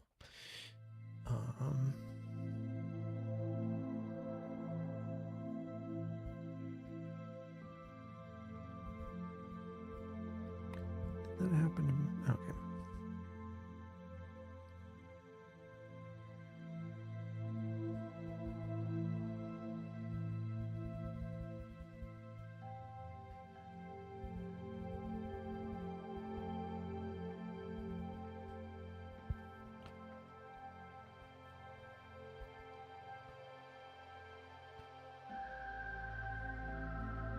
It's just too bad the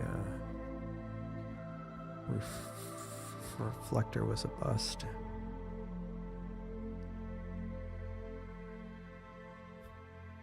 Yeah.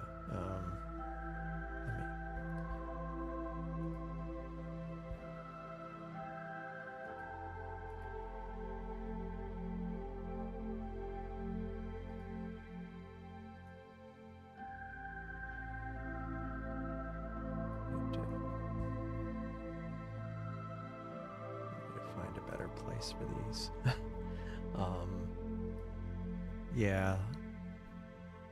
Yeah, I mean, because, especially if they came from different sellers. That's interesting. So, yeah, and that was the other thing, like with mine, that the same thing happened where it kind of was, actually the same thing happened to me, because I ordered the focusers a tripod, no, focusers, the peer extension, and the two-way mount or head, and it but I didn't order them all at the same time, but yeah, some of them, like, they sat at the airport for a bit.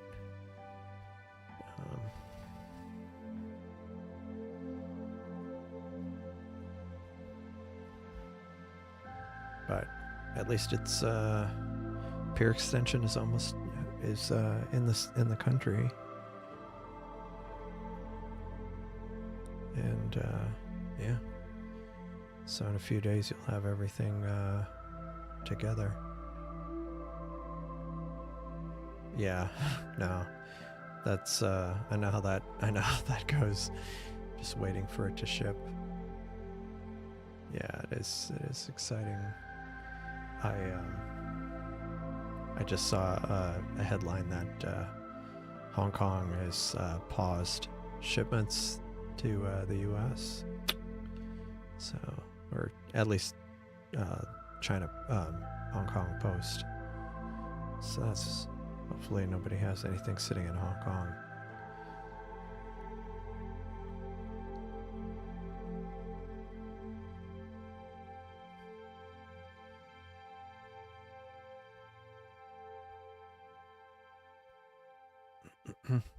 Yeah, it is. It is. I'm glad I got my stuff when I ordered it, because actually I think my player one came from. I think the other stuff came out of China, but my player one came out of Hong Kong. But I got all that in like December, January.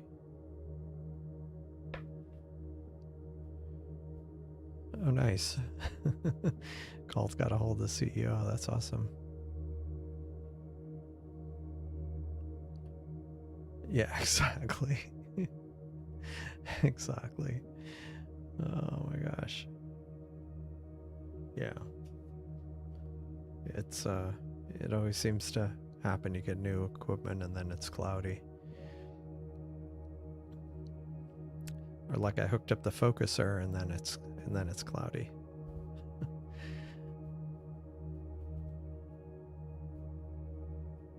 Yep.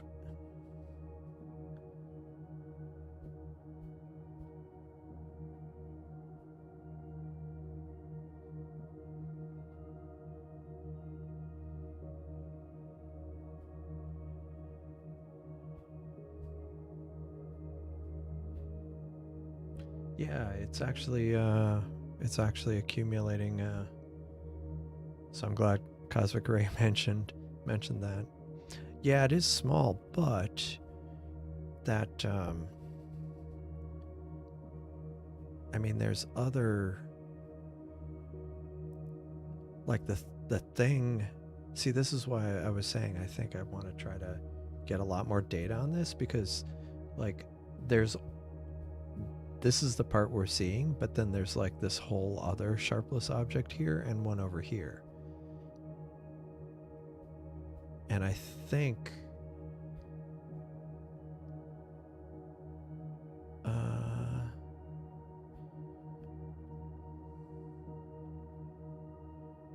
so if I'm right here, just trying to compare the framing. Oh, no, sorry. Problem is, no. The angle is all wrong.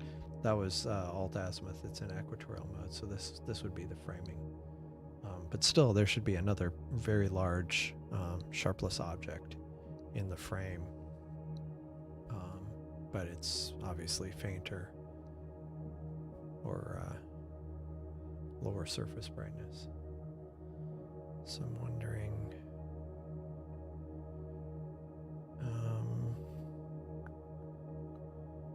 Trying to figure out the framing of this.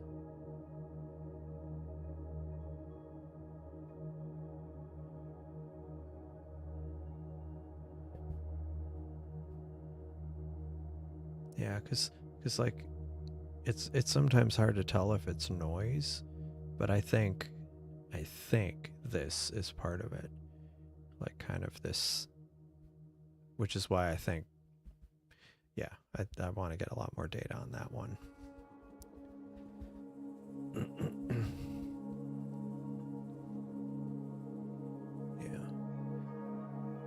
Well,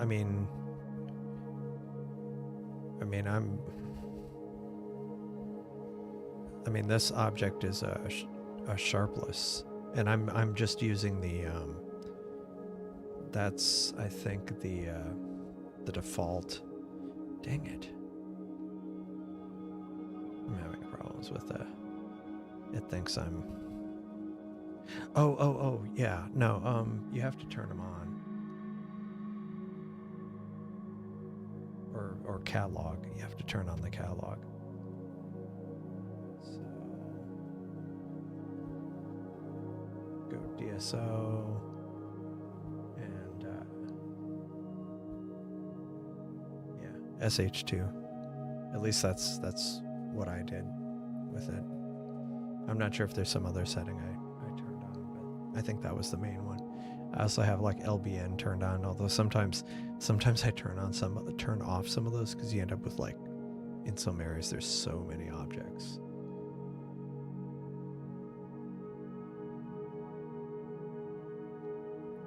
Yeah, it's still a work in progress. At one point I turned on everything and that was too much, so. And plus some of those other catalogs aren't as useful. Although I should turn on LDN. Because LBN is the lens or lines bright nebula, and LDN is lines dark nebula. So need to make sure I have that on. I also have Bernard turned on. But again, because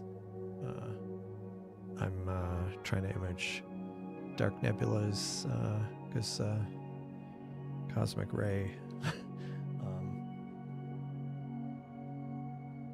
mentioned it, kept mentioning it, and they were pretty much impossible from home. So, but now,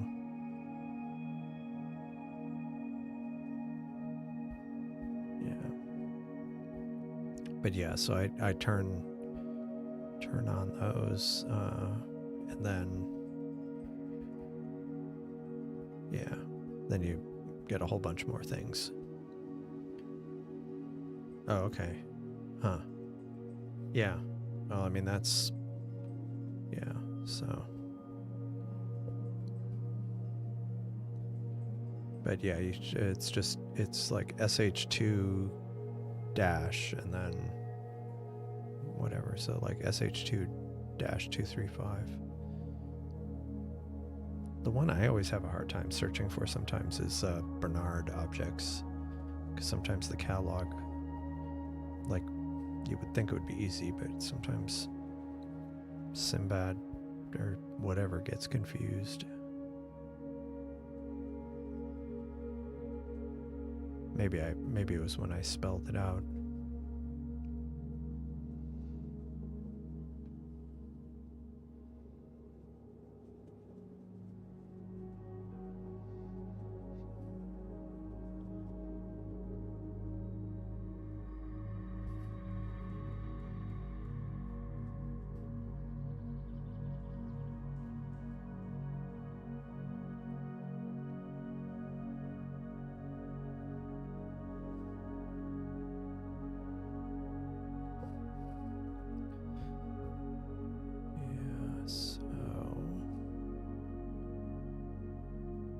Oh, yeah, no worries.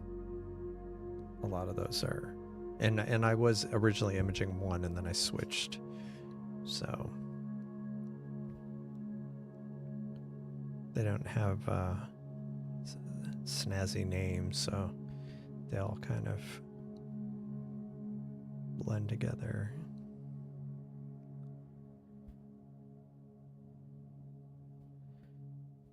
So this is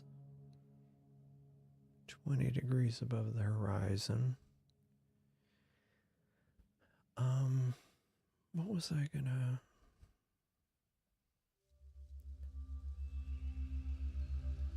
Yeah, there's so many cool targets over there. But that planetary nebula, that gets me. That thing is massive. And that's SH2216 is...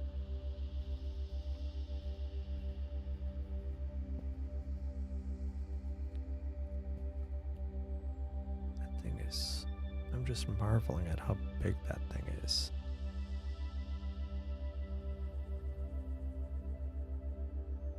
Wow.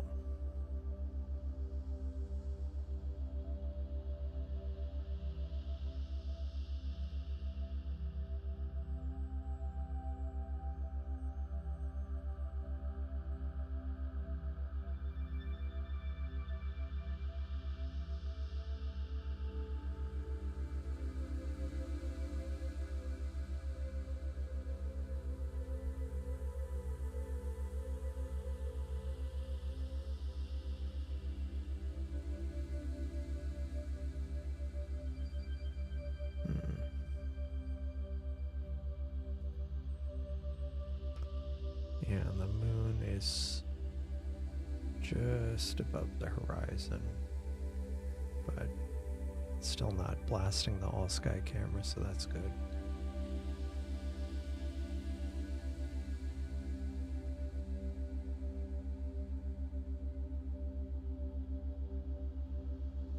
It's just a major drag that the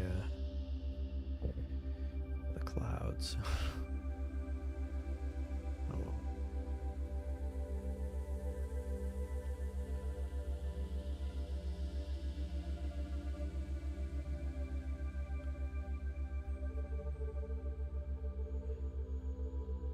It does look like it'll be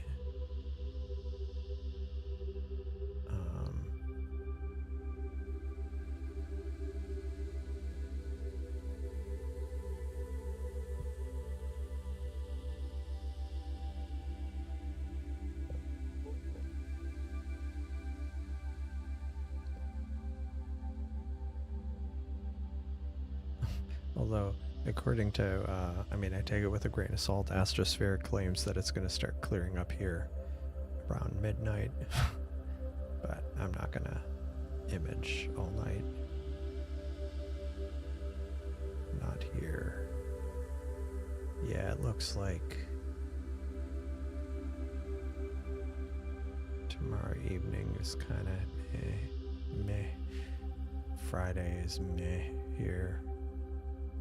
Looks like it's not going to be good here until Sunday, but at Starfront, it looks like tomorrow evening might be okay.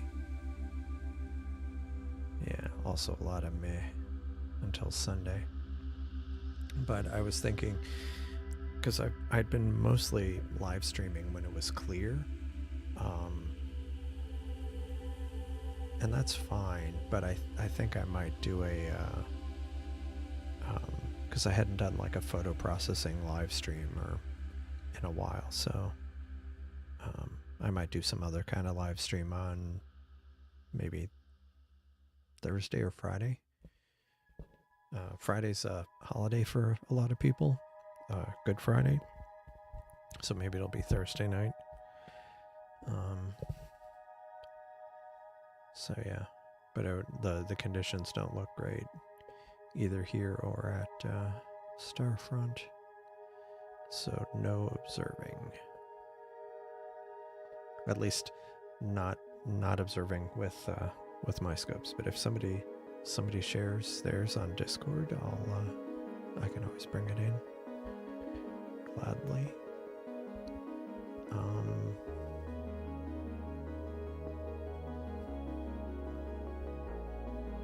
Let's see. Yeah, well, and not to volunteer Aiden for it, but there was I think Jeff was talking about maybe a Discord processing kind of session. Not necessarily like a multi-person thing, not where it's just necessarily one person, but multiple people kind of. I forget what Jeff referred to it. Yeah, have to practice. Yeah. No, I'm not trying to put you on the spot or anything. It was just something Jeff had mentioned.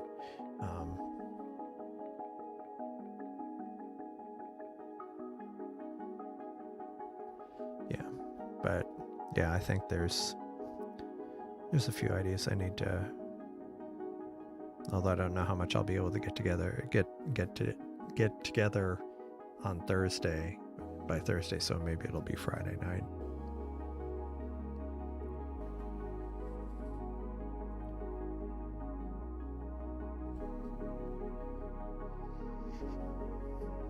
But yeah, of course, it was like I had all the nice. Speaking of getting new hardware, it was awesome. Like there were so many clear nights, but of course it was with the moon, and now that the moon is kind of getting out of the way and rising later and later, now it's cloudy again.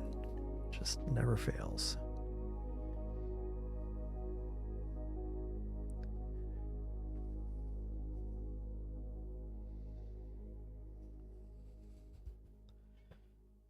Let's see.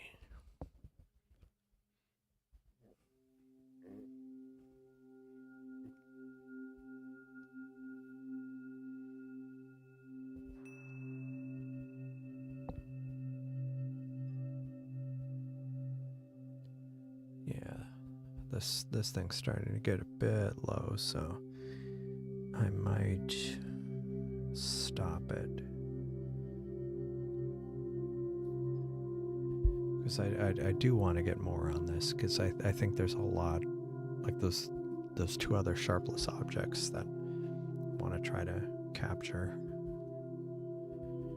But I think, yeah, so I'll stop this, and I'm gonna go on to that galaxy, which again was well,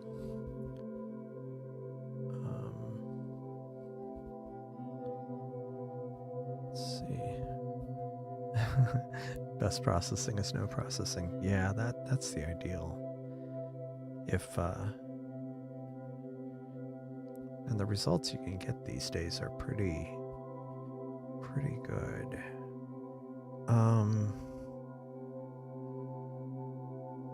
Let's try this. See what we can get from this. So it's NGC 5957.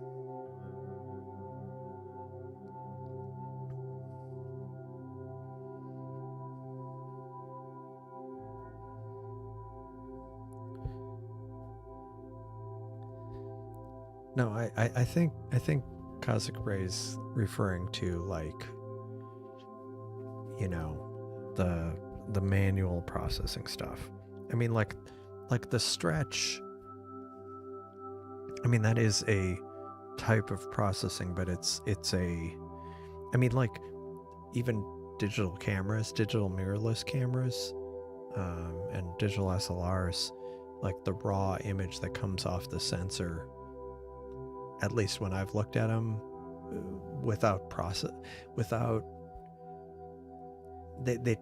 they often are dark, not as dark as astrophotographs, but they end up dark, and which is why you can, in photo editing software, kind of mess around with the effective exposure of raw images. But if you actually are able to look at the raw without any processing, at least the ones I've looked at with my Canon, tend to be dark. But what's interesting, like the way I was able to do it, I had to convert it to a different format, because if I used it in the Canon RAW format, the software auto stretches it, so it kind of looked okay, which I thought was interesting. So I guess from that point of view, I'm the ones that are kind of like automatic, just like the stacking. It's implementing an algorithm, but it's all real time. So I guess like real time versus batch. Okay, we're off to a fantastic start here. One just dropping.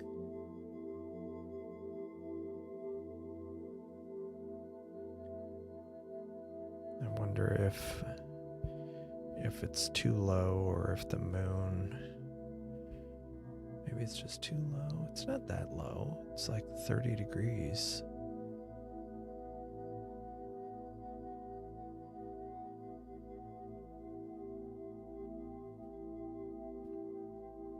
It is kind of a dark area.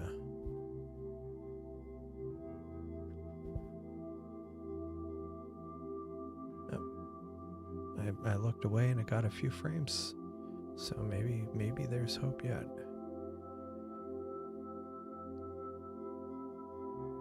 Okay. All right.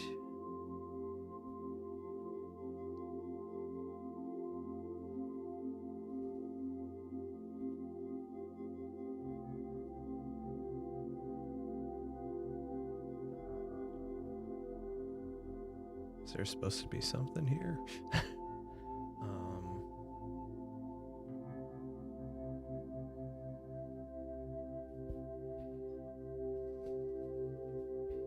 That is weird.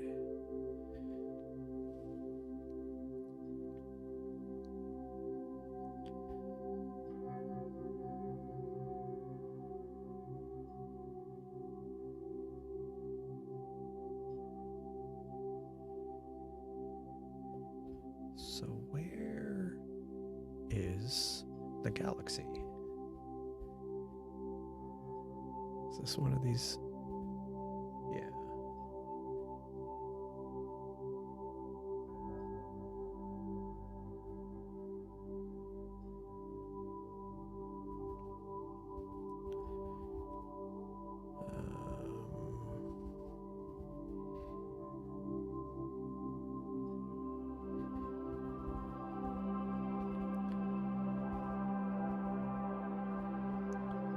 Yeah, very faint and sort of small. Good night, Cosmic Ray. Thanks for joining. Appreciate it, as always. Okay. So I used the bots, the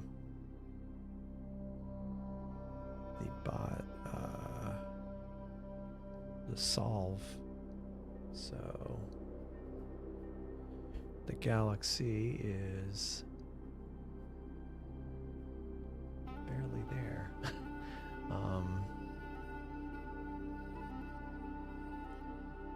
I think it's, and actually, let me go look over here.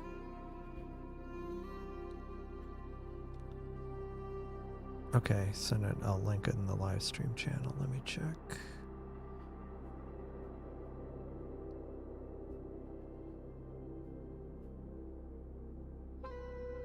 Oh, nice. Of course, that was with 115 millimeter. Hour and a half of data.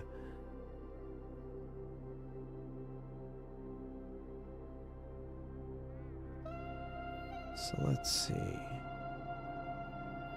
I wonder if that's it.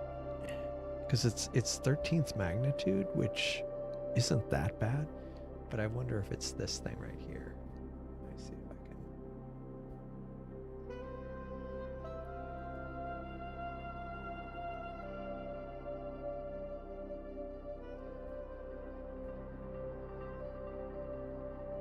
I bet it's that star. I only say it because I think that supernova is particularly bright. I mean, it's a reasonably bright one and like 13th magnitude. So, how bright is the galaxy itself? It says the galaxy's 13th magnitude, but it's more diffuse. So I think this is the galaxy, and I think that's the supernova. But let me check on the Discovery Discovery page.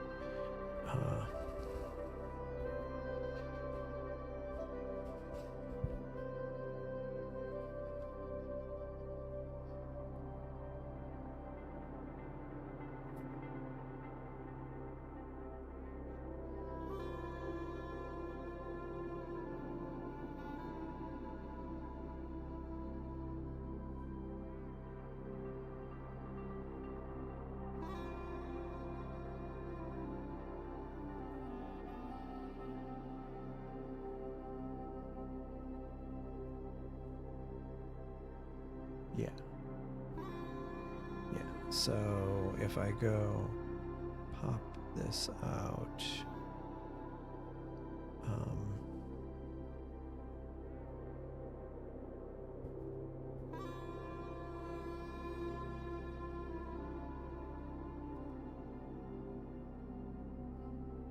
nope.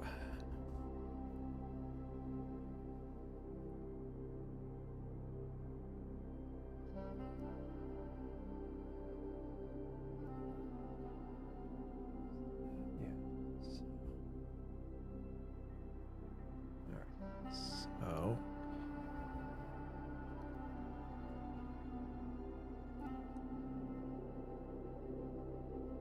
So I think this star, and then the galaxy is, I think, this star, and the galaxy. And it would be like in the lower left. And this was taken, I think, when it was discovered, like 2 weeks ago, 3 weeks ago. So I think it's this one. I mean, given that it's so much brighter than anything else around there, I think that's probably it.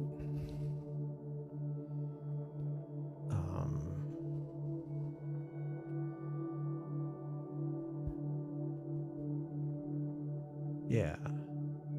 Top up across, bottom left. Yeah, I think that is it.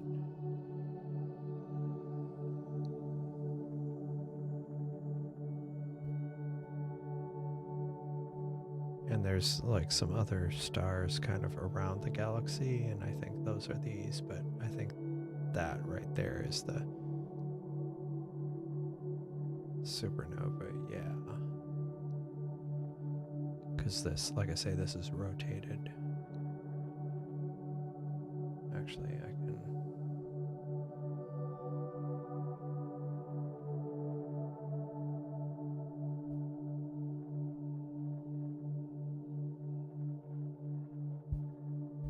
might try rotating this one.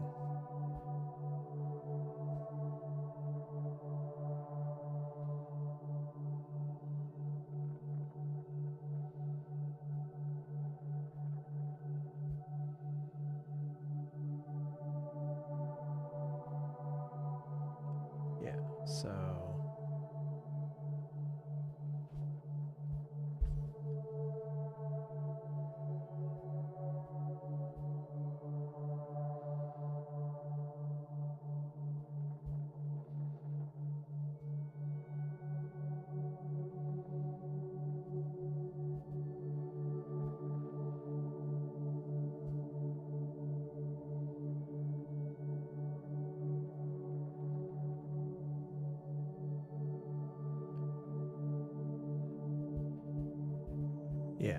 Yeah, I think so. So yeah, here's the galaxy, these two stars, and then that's the supernova, so that's that. And this was, like I say, this photo is from 2-3 weeks ago, so it was still brightening up. And then like this star is that star down there. Yeah, it's starting to slowly process, but yeah, that's the supernova. I think that's the third, only the third supernova I've imaged with the Seestar. Yeah, I'm not sure. I think there's some automated ones. I also think some people, I think it's like, it might be software facilitated, where people are just like, or universities are just surveying things. I don't know, because I know some of them, I know like one of the ones I saw was discovered by some Japanese astronomer who has discovered a lot of them. So I don't know, but yeah, I imagine they're probably doing using some software for it, because like otherwise that would be a lot.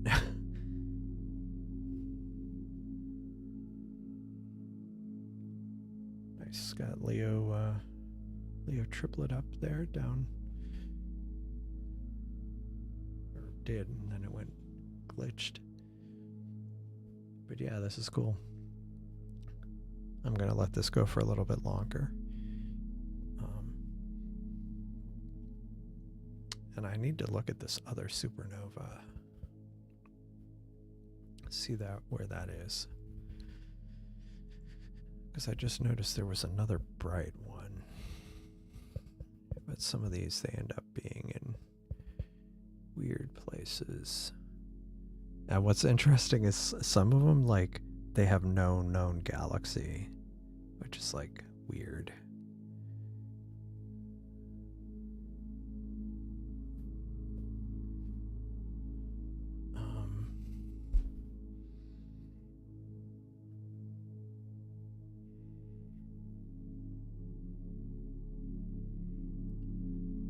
So, let me look at that.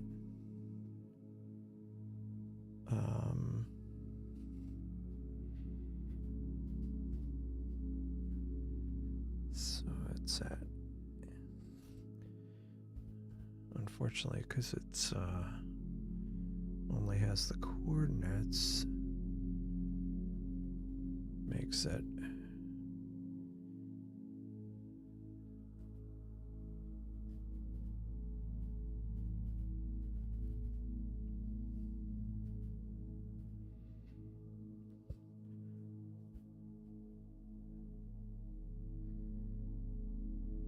that other one is visible. It is above the horizon, but it might be tricky to find it because it's I mean, they have coordinates for it, but it isn't in a host galaxy, so, or there's no visible host galaxy, and it's about the same brightness as this one, so might not be any point in trying to go for that. Oops.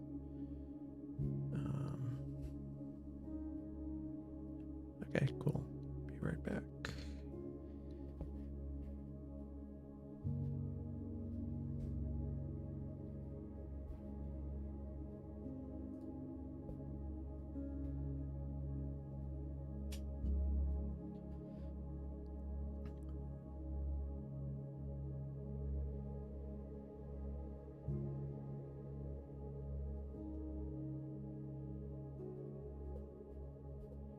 Yeah, this is a very faint gal.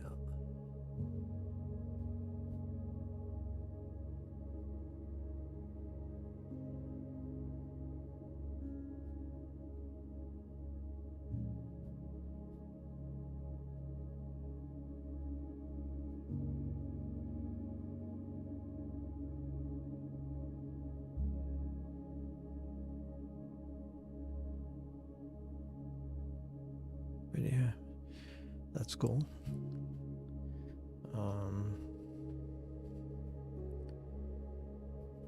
Now that comet, when does that rise? Probably not until pretty late.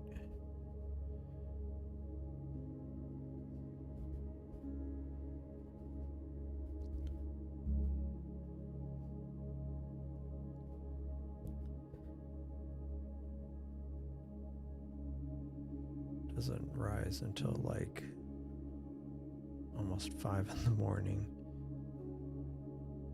So if it stays clear all night, I'm gonna go ahead and yeah. Yeah, no, that's no worries. It does happen. It's not uncommon.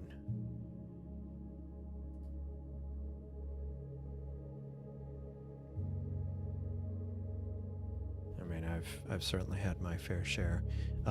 Like even tonight, I'm doing a live stream to YouTube and Twitch, and YouTube and Twitch, and apparently I didn't start the Twitch feed correctly, so I noticed it after the fact. Yeah, that's kind of cool. Actually, so that reminds me, how far away is this galaxy? It's 5957. 5957. It's 100 million light years away. So this star exploded when dinosaurs were still a thing on Earth.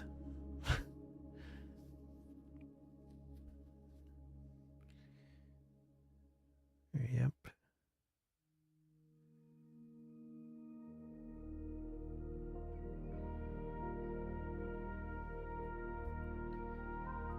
Yep. Welcome back. What's the furthest thing? So funny you should mention that. I'm gonna I'm gonna do that again now from Starfront. Last year I kind of was on a quasar kick, and the further I was kind of looking for quasars that were sufficiently bright, and so I was able to image it from here, from my backyard. It took a few hours of data, but I imaged a few quasars, and I kept getting further and further ones, and the furthest one was I want to say like 12.9 billion light years away, because I was trying to get something that was less than 1 billion years old, or the universe was less than 1 billion years old when it emitted the light. So I think I got to 12.9 billion light years.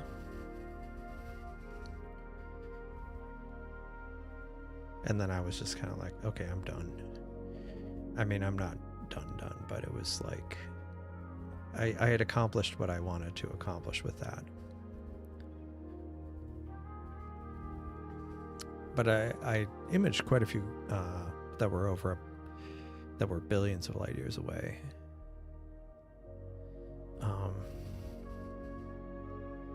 Yeah.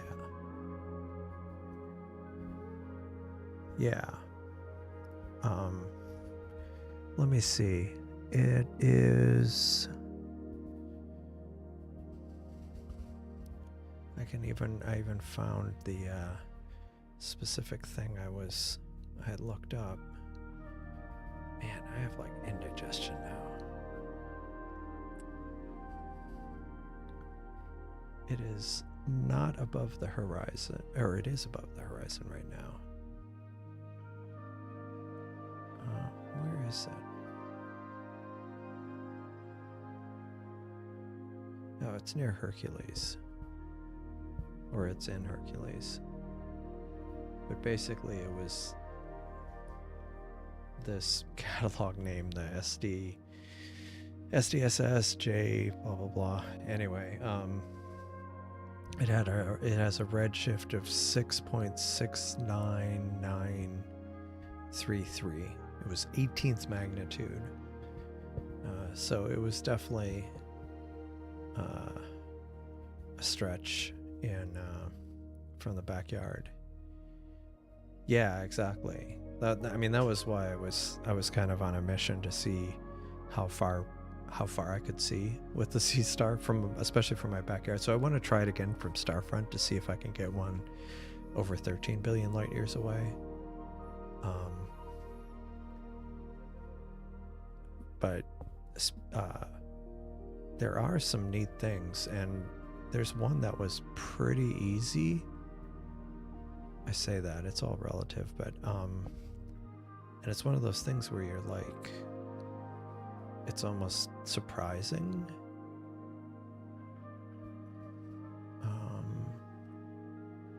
Is that the one? No.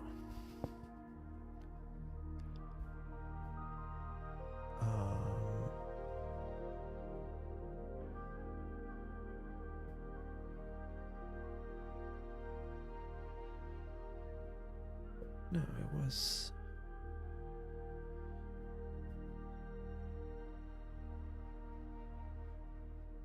Is that the one? I don't think that's the one. Nah.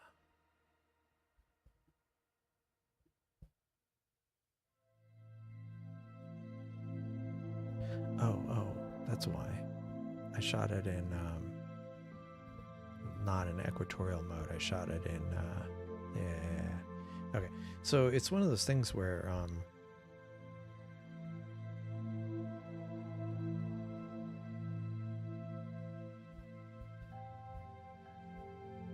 Southern Hemisphere. Biggest so far.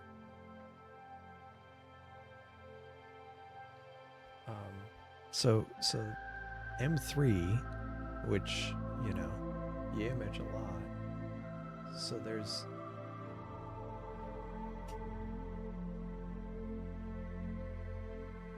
so there's a galaxy right here that's 226 million light years away.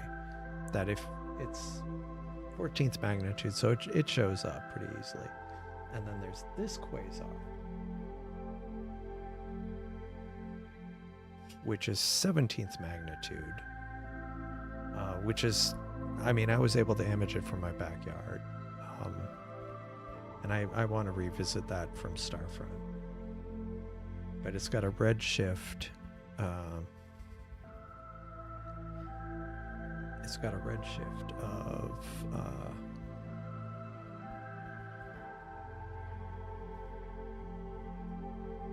2.517, and of course I have the handy dandy cosmology calculators sitting around. So 2.517, and so yeah, so that one is 11 billion light years away. So not as far, but still like pretty far. And that one's a pretty easy one, as it were, with the Seestar, because it's like if you're in alt azimuth mode, it's well within the frame of view if you're pointing at M3, and then like the galaxy is kind of, you know, it's a reference point, so you can get to it pretty easily. But like that was before I got to the 12.9 billion light year one. I imaged that one because that one was pretty good.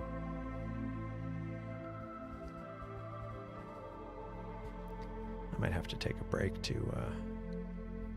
get something because I've got heartburn. Yeah, so here.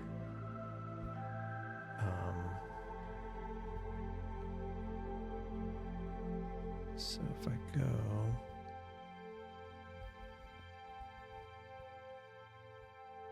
so again, I need to reprocess that, but so here's M3, and there's that galaxy that's 200 million light years away, and there's the quasar that's 11 billion light years away. So it's not like impossible. And this was again from my backyard, an hour and a half. So, and I just stretched that with like Cyril and Graxpert. I didn't use any of the newer processing tools. Okay. Good night, Qubits. Thanks for joining. We'll see you next time. Like I say, I'm gonna step away real quick. Just need something, because I've got a bit of heartburn. So I'll be right back. And if you haven't liked the video, don't forget to like it. I'll be right back.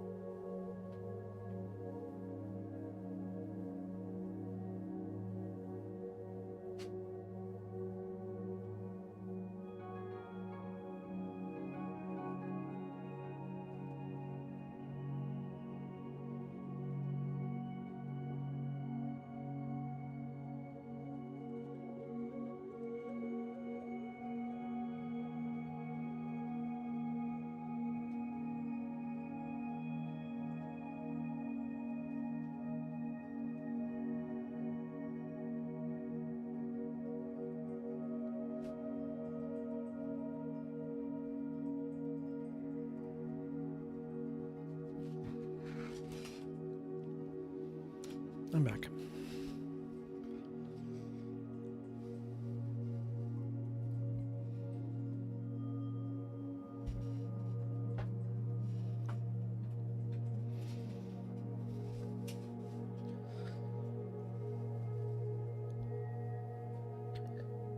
Man, why does it look... Yeah. Yeah, thanks. Yeah, it was one of those things like I ate a while back, and I don't get it very often, but it was one of those things where, anyway, the only thing that fixes it is getting eating something. Look at that all sky camera. Like, that is crazy. Like, why is the sky so bright? Like, that's just ridiculous. That is ridiculous. It's night. Why is it lit up like that?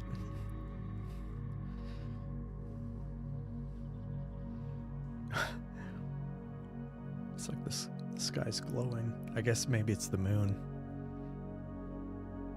Yeah. Yep, cloud and city. But isn't that great? I mean, like, look at how bright that is. That is just ridiculous.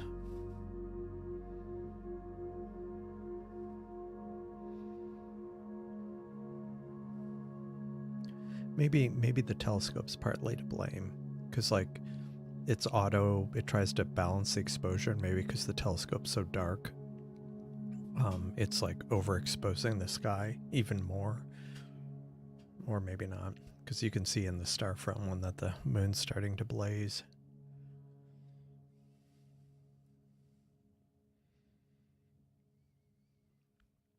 I wonder, is it going to be...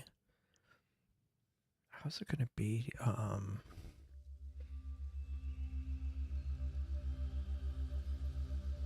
How clear will it be at Starfront? When are the clouds going to roll in? Supposedly not until during the day tomorrow, so I might try to image the comet later. I mean, like, add it to a schedule.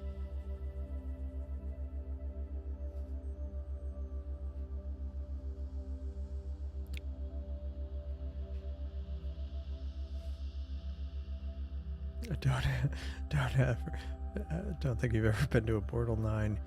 Yeah, you're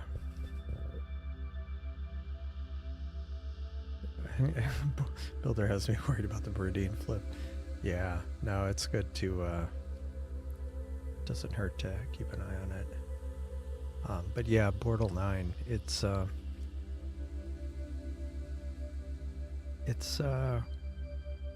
definitely challenging. Do I still have that chart? Let me see if I have that chart.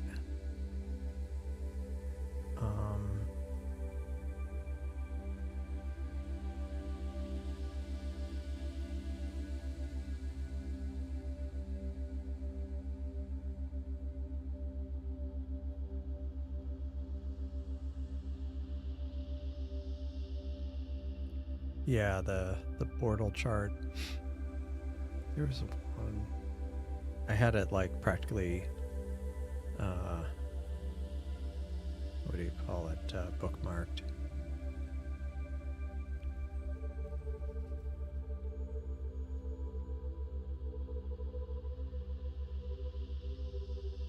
Yeah. Yeah, that one. This one.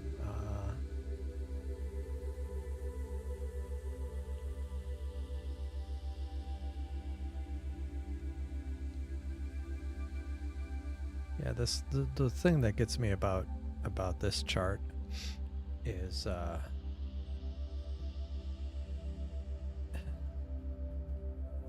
so yeah, even Portal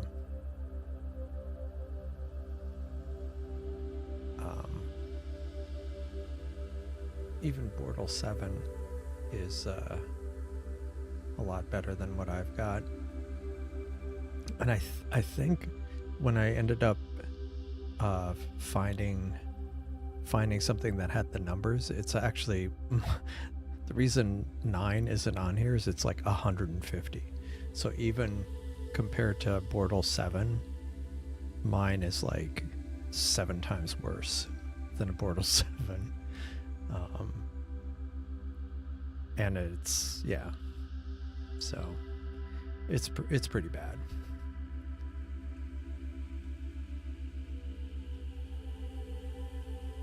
Can you see the full Big Dipper?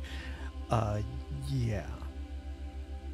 I say that somewhat confidently. Actually, let me see something here.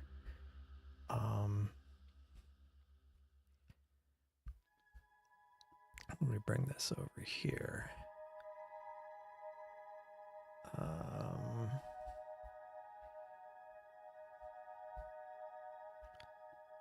right.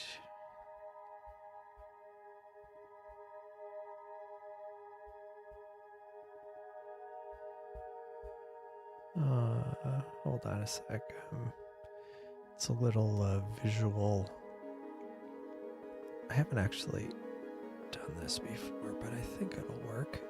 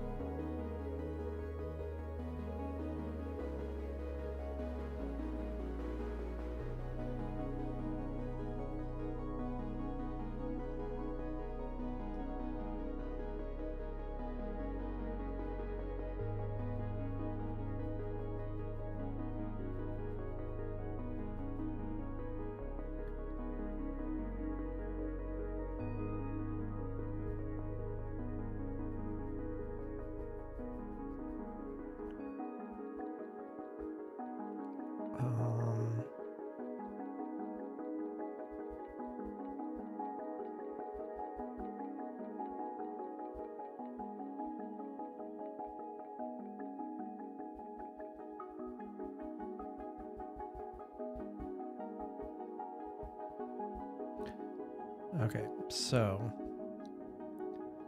here is kind of the full sky. And actually, let me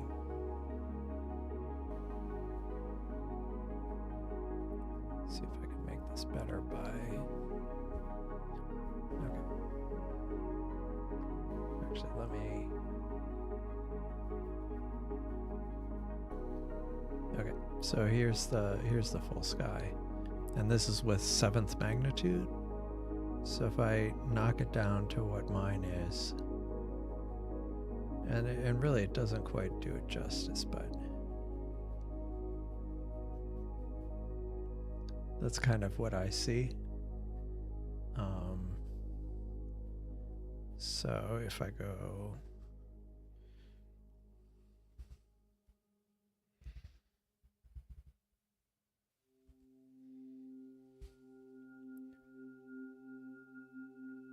So yeah, this is kind of what I see. I can see the Dipper. And really, some of these other skies are not, or these other stars are kind of... Yeah, so this is kind of what I see.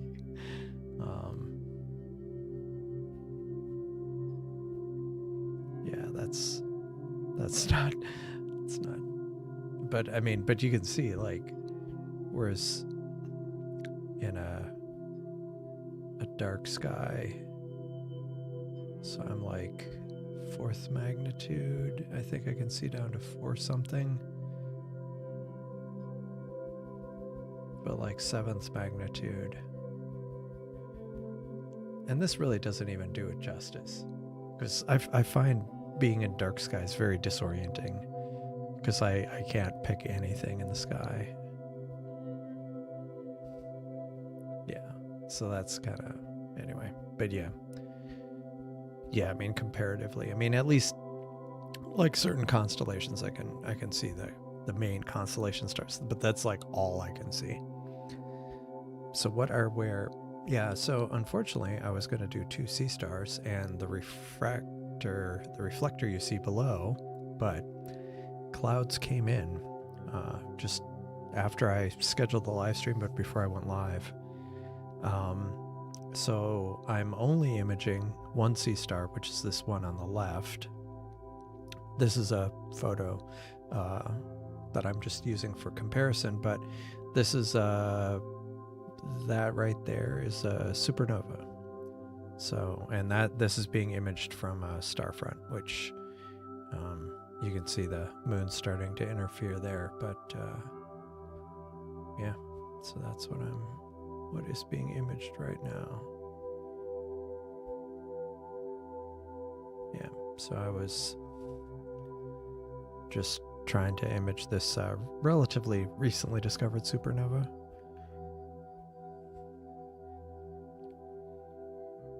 I still need to fix the caching issue here with where it'll show like a cached image of the of Starfront, and then it'll switch to the latest with all the all the sun or the moon. Like, ah, good. Glad it went well. Yeah, exactly. Don't wanna have a mishap.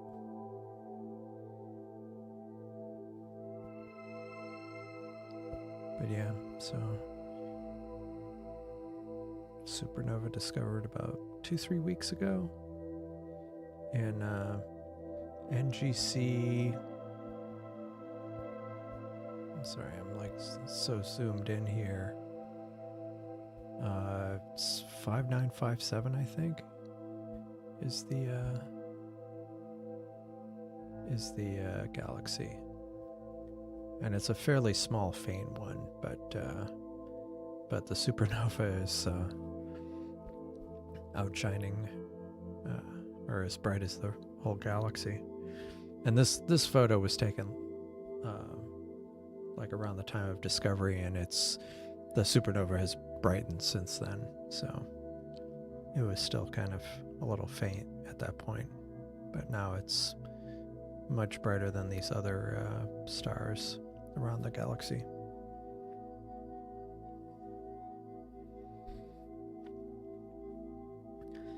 Yeah, I think it's going to be clear next week, and I hope it is, because there's something somebody had mentioned on a live stream, and I made note of it, and I'm gonna. It's something I want to image from Starfront that I think is going to be pretty cool. Could be as early as Sunday night, maybe Monday.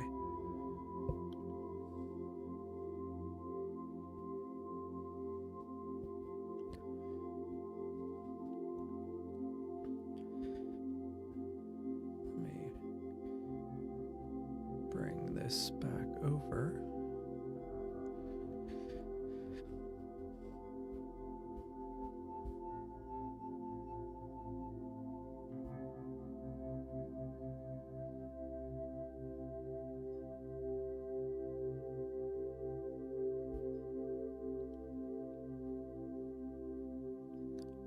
Okay, cool. Cool. Yeah,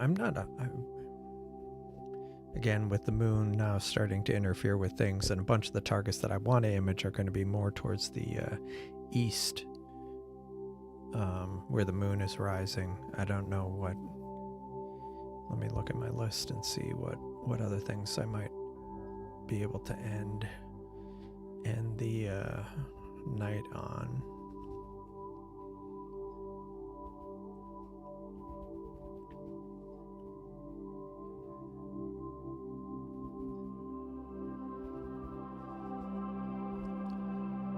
Let's see.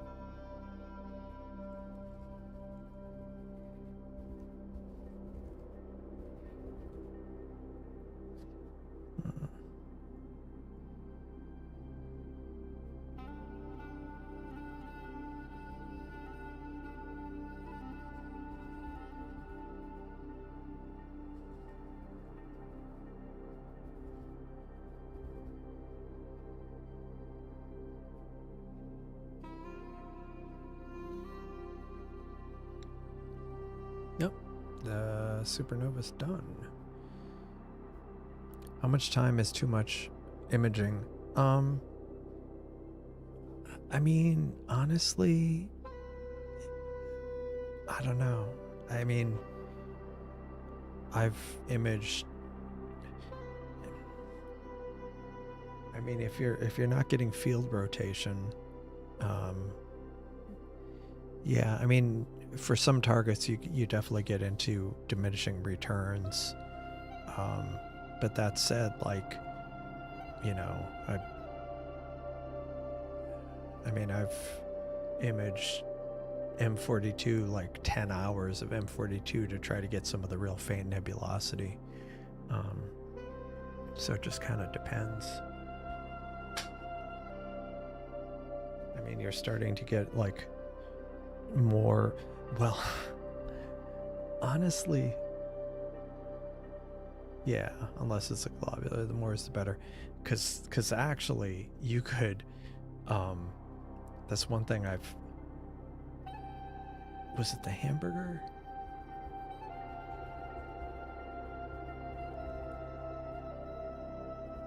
If you get a lot of data with the hamburger galaxy, there's like a trail off of it.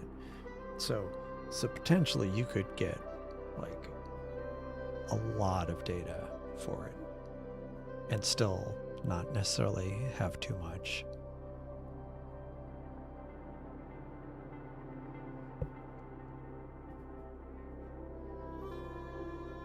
Like this tidal tail. I've never imaged it, but now that I think about it, I should try at some point because that would be pretty cool. Like that's really faint.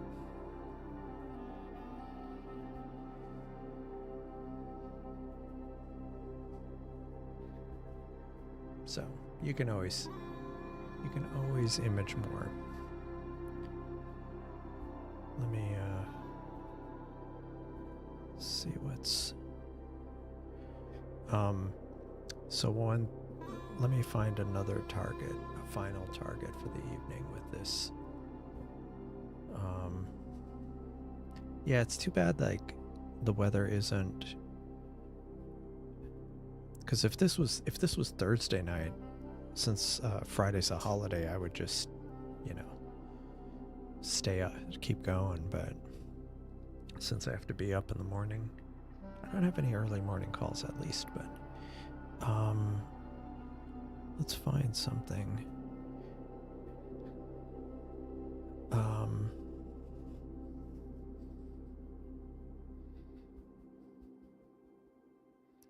Problem is some of the things I want to image are where the moon is rising, so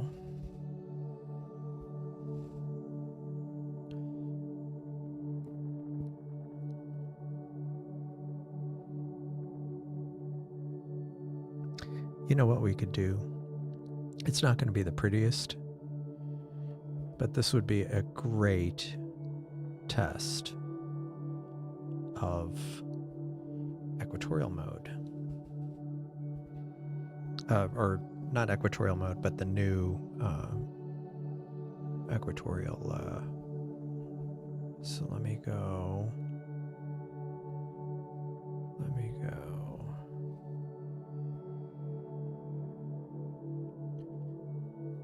All right.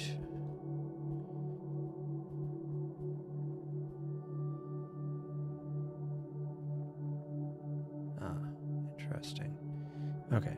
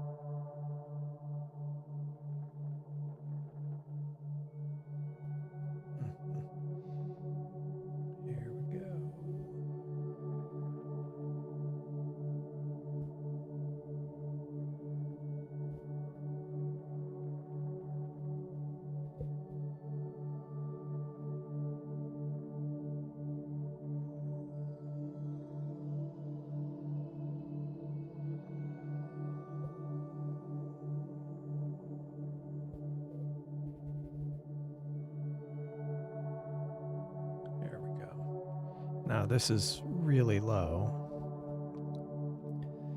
This is only 12 degrees above the horizon for me. But that is Centaurus A.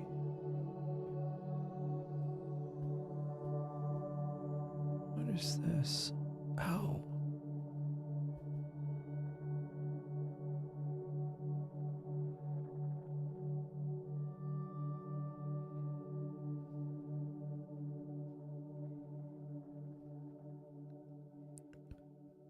Actually, I take it back. It is 12 degrees above the horizon here, but at Starfront, they're like a degree or degree and a half further north latitude.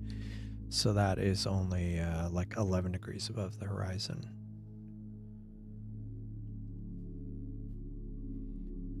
And you can tell based on the yellow cast. That's part of why there's a yellow cast there is because it's looking through a lot of atmosphere right now.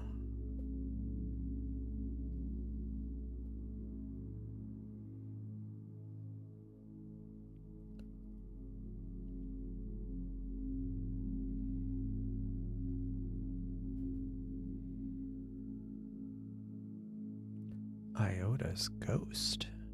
Some interesting targets down here.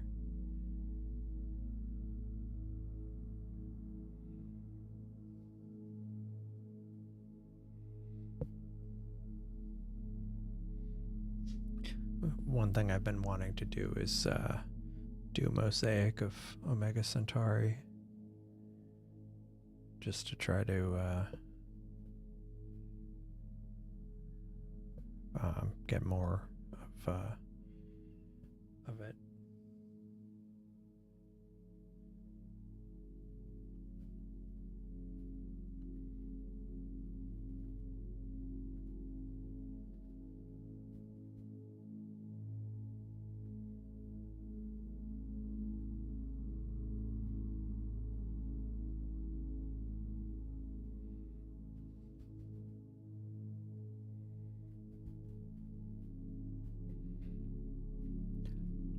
Yeah, M3 is yeah, definitely a good target when the moon is interfering. And I know for me, like it's great too when there's like the moon and light pollution. It's something that still can produce good results.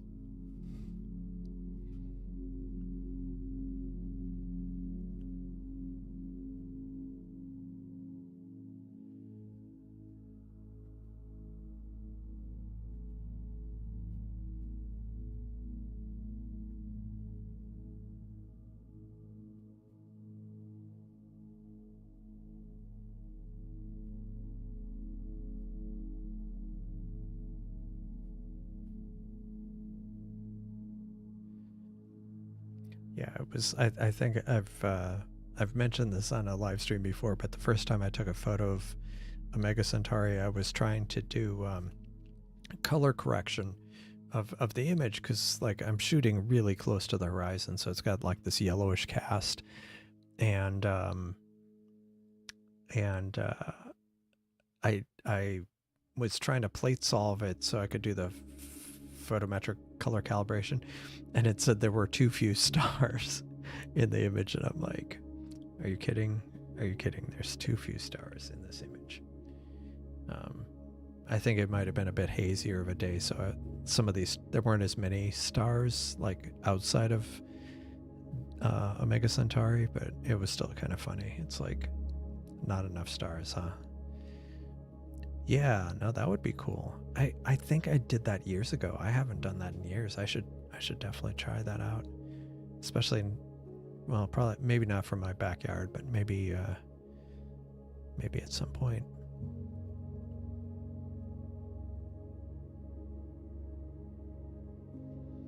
That looks nice.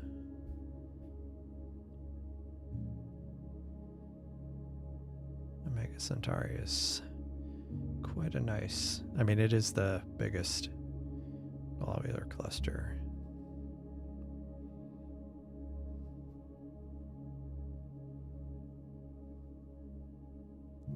in the sky. What is this? There is some weird...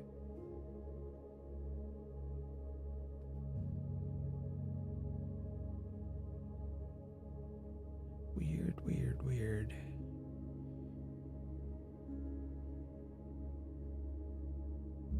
Iota's ghost? Huh.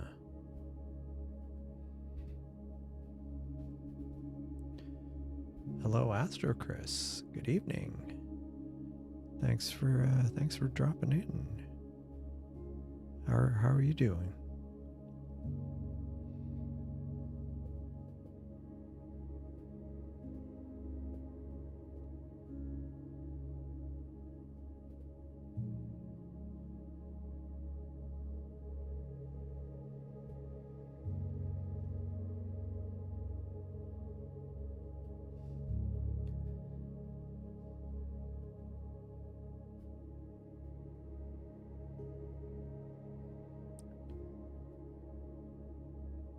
It's 5 minutes.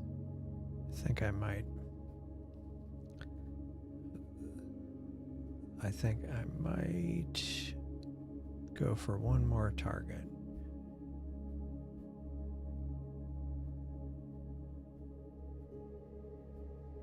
Six minutes. And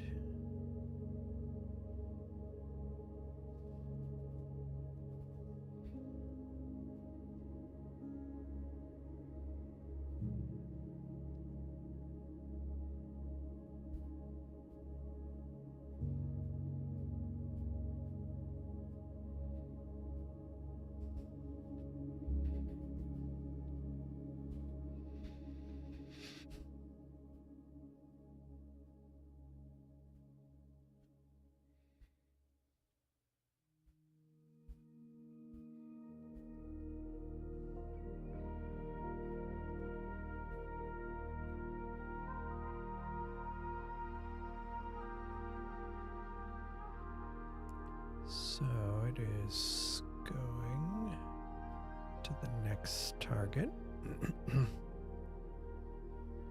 Man, those claws are ridiculous.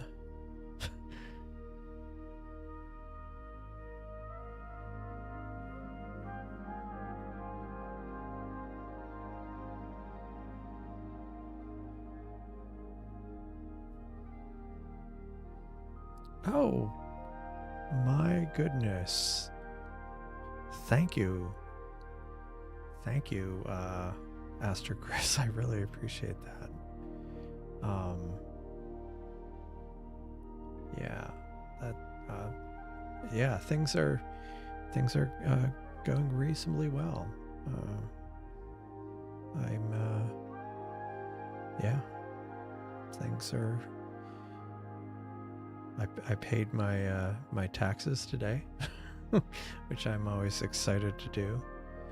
But besides that, things have been okay.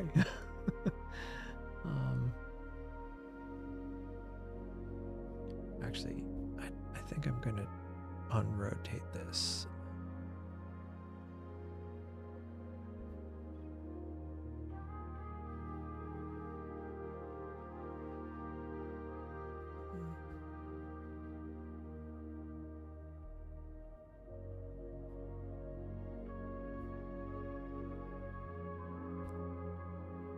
It's weird. It's like it's not wanting to.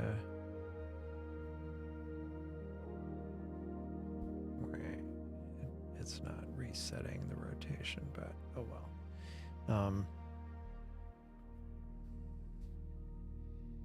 But this is Centaurus A, which again is also kind of a, you know, it's also pretty far south, not as far south as Centaurus A, but I mean Omega Centauri, but it's pretty far south.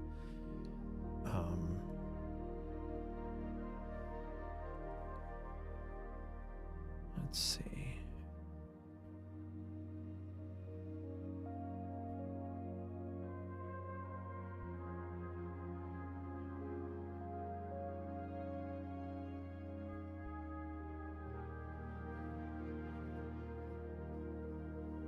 Okay, nice. No drop.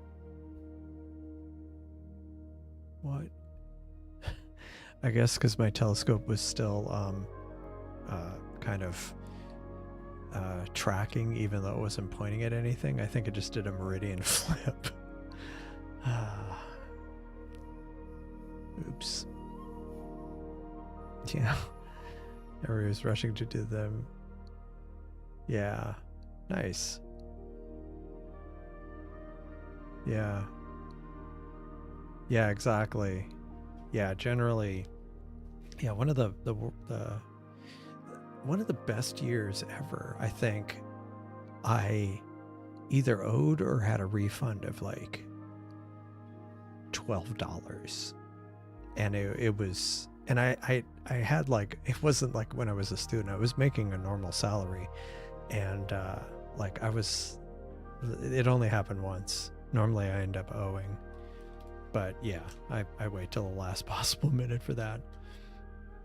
I used to, before they had online filing, I would print out my taxes and I would take them downtown, and they would even postmark it past midnight on April 15th, and so I'd be there as part of like the last minute, and people would like they'd have the local news down there talking to people as they're sitting in the car line to go through the central post office, and it's funny because I think once or twice my mom was watching because she was waiting to see if she could see me driving in the line up to the central post office.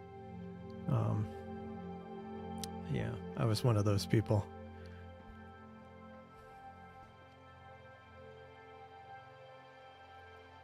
Yeah, that thing meridian flipped. I think I'm just gonna park it. I should have parked it before anyway.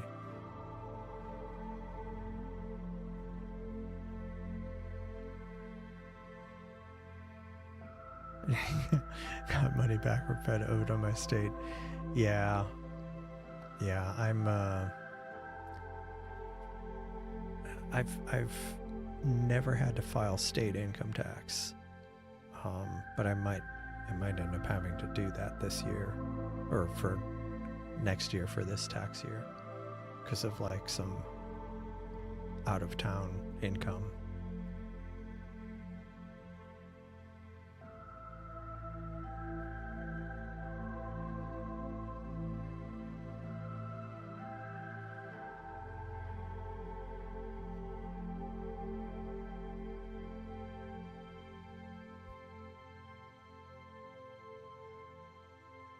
Let me see if I can reload this.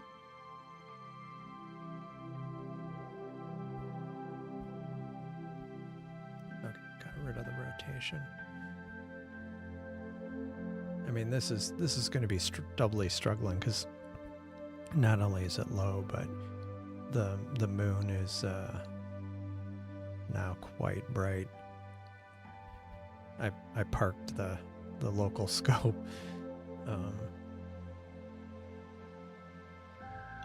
And I need to fix the cached image, but then once you see it load, you can see how bright it is right now. Yeah, like look at how bright that is.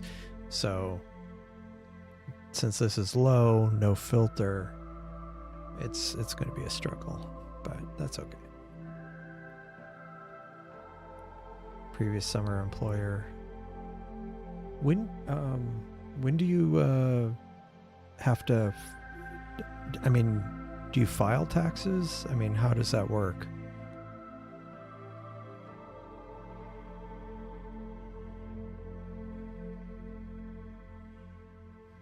Sorry.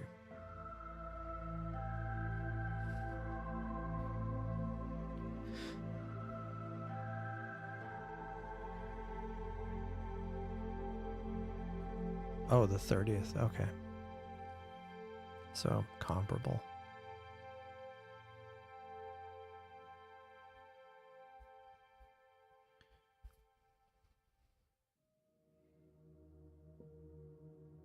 Oh man, seem to have found a Wi-Fi dead spot. Transfer rates down to dial-up speed. You were using an ASI Air, so maybe like the antenna's like on the wrong side of the mount or something. Maybe the metal from the mount's interfering with it or something. I don't know. There was what was it? Jeff had sent me the ouch. If you ever watch the Matrix movie, it's the sound you hear in that movie, or in like really old shows. Yeah, no. No, it was what do you call it? Oh yeah, Jeff had posted a link to an Etsy seller where they'll take an ASI Air and outfit it for an antenna. For I guess some models have it, but anyway, I thought that was kind of interesting. You've got mail. Yeah, I wasn't around, but familiar with the idea. Yeah, like my my daughter, she was watching like going through old episodes of Frasier and some other shows, and it was interesting because you could see like I was walking through, and as she was doing that, and you could see at some point it was like SD and then it went to HD video, but then they all had like flip phones in it and stuff. Yeah, you can really date it. First Windows was XP. The first version of Windows I ran was version 1.01. Trying to think. I might have a manual or floppy around here. And not a 3.5, 5.25. But yeah, 1.01. Trying to think. I think I've run every version of Windows. 1, 2, 3, 3.1, 3.11, Windows for Workgroups. I ran DOS 4. I don't remember Windows. No, that was before then. There wasn't a Windows 4. I went to Windows 95, and then 98, Millennium Edition, NT351, NT4, Windows 2000,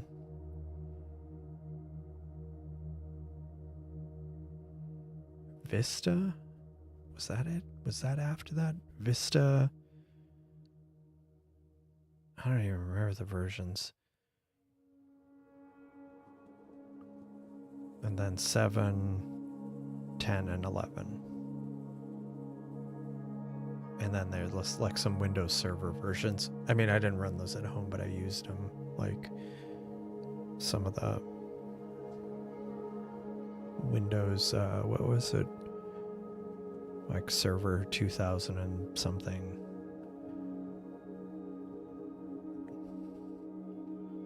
Yeah, Circuit City. Yeah. Yeah, I had 386.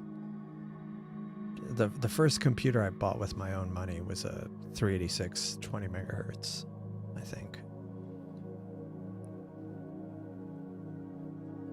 Yeah. But yeah, I was thinking about that. I think I've used just about, or run at home, just about every version of Windows, or every consumer version of Windows, and a few of the server versions.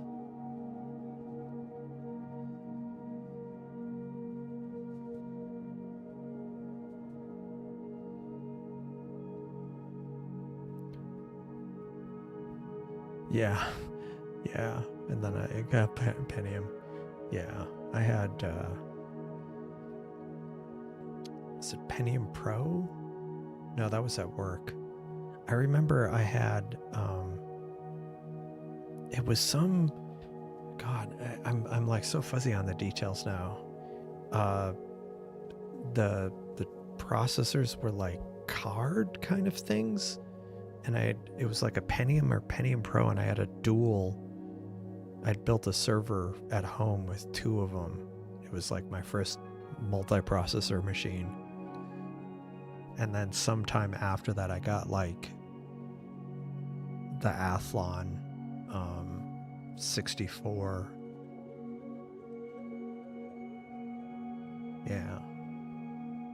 Yeah, exactly. Cell phones. Paying extra. I mean, they already kind of have some of that with like is it NPUs? And some of the other, other things. Yeah, we had an 8086 and then an 8087 math coprocessor.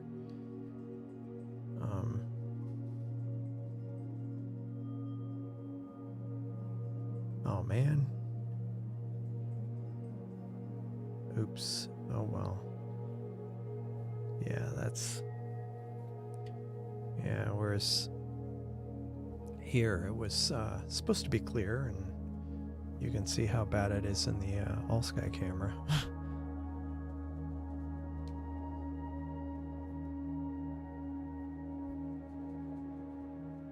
Yeah, it's definitely struggling here.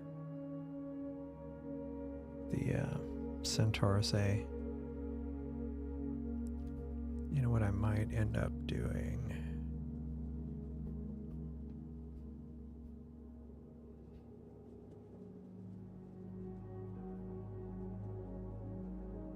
What? Weird.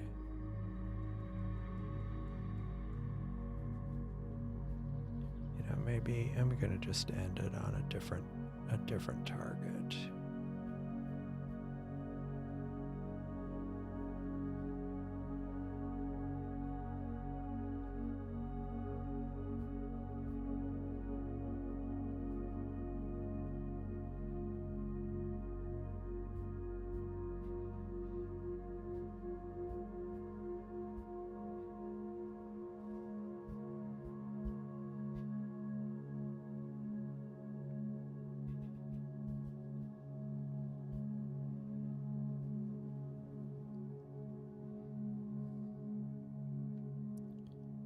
Yikes.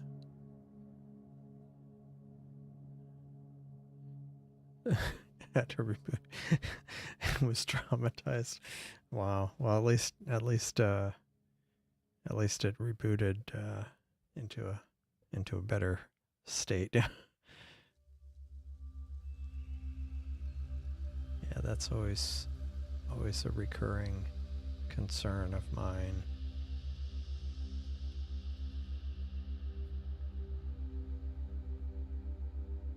Oh, had the Batmoff mask on.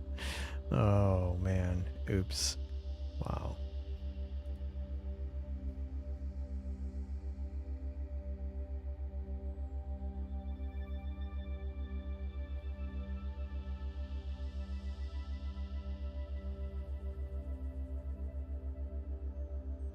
Yeah, I think this might be my last target for the night because the moon is starting to interfere. Like I say, I'll probably do a live stream Thursday or Friday.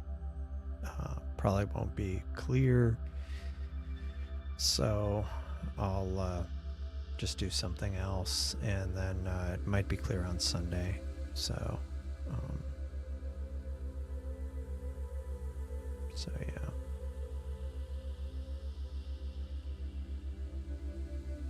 yeah. Yeah, super clean skies, but it's not helping. Yeah.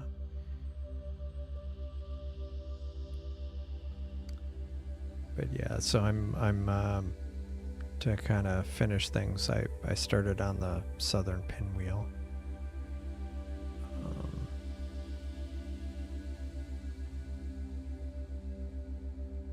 Which it just started on. Just a few frames in. So I'll let that go for a little bit and wrap it up. Oh, okay. Good night, Aiden. Thanks for joining. Have a good night.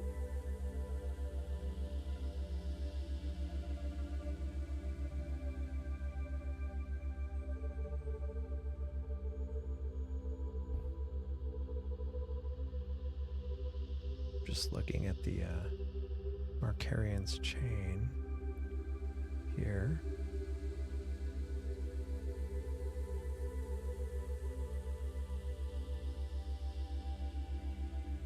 I was doing Centaurus A, and now because the moon is kind of making it a bit challenging, I've moved on to the southern pinwheel. So that's what you see over here. So that's the southern pinwheel. But yeah, I was doing Centaurus A, and I did Omega Centauri for a little bit. And once the moon's out of the way, I want to do like a mosaic of Omega Centauri to try to, because there's so many stars. I feel like I need a couple panels to really do it justice. But I'm gonna wait until it's darker. I mean, the moon's out of the way. There are a lot of galaxies in there.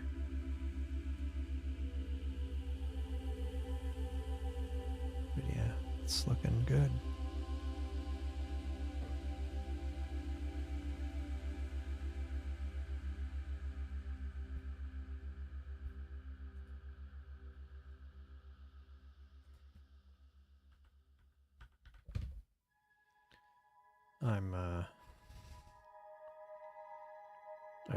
I have one of these LED keyboards, and I need to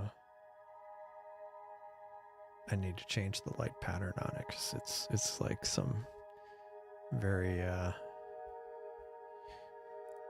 yeah, it's this plugin that I saw Cosmic Ray using, and I liked it so much. So yeah, here's the default view. And so I've been using that just to try to get some more of the detail, or get closer into it. But yeah.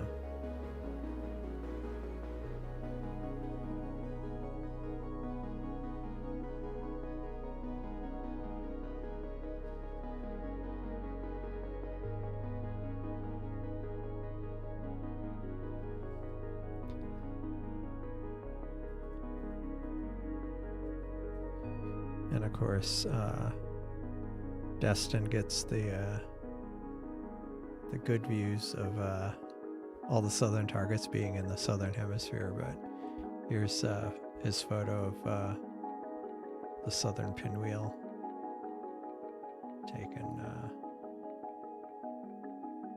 taken from New Zealand. That's awesome. Yeah, mine's not quite to that point. I think I'd have to get a lot of data to get that, especially because I'm shooting through so much atmosphere. Because yeah, right now this is no, it's not that far south. It's 30 degrees above the horizon, actually probably 28 and a half.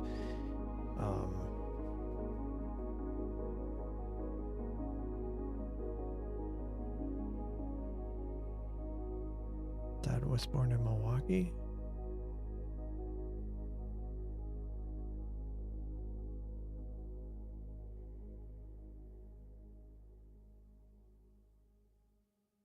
Okay. I'm not sure what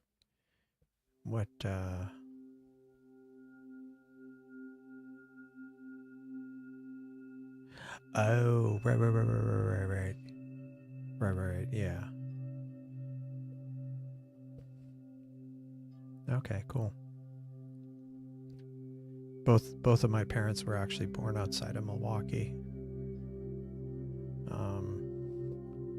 One of them was born in yeah, no, that was, I was a little lost there for a second. But yeah, both of my parents were born outside of Milwaukee. Um, um,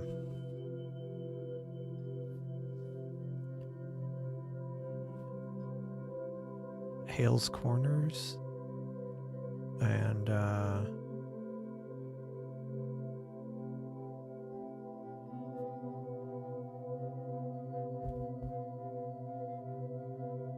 yeah, Hales Corners and where else? Forget. But yeah. And so I spent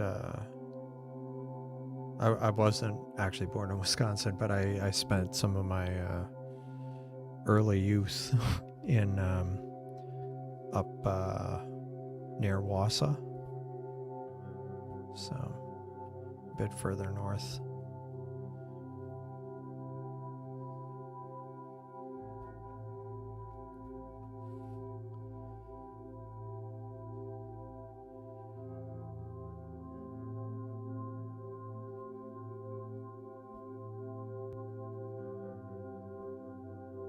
And what was it?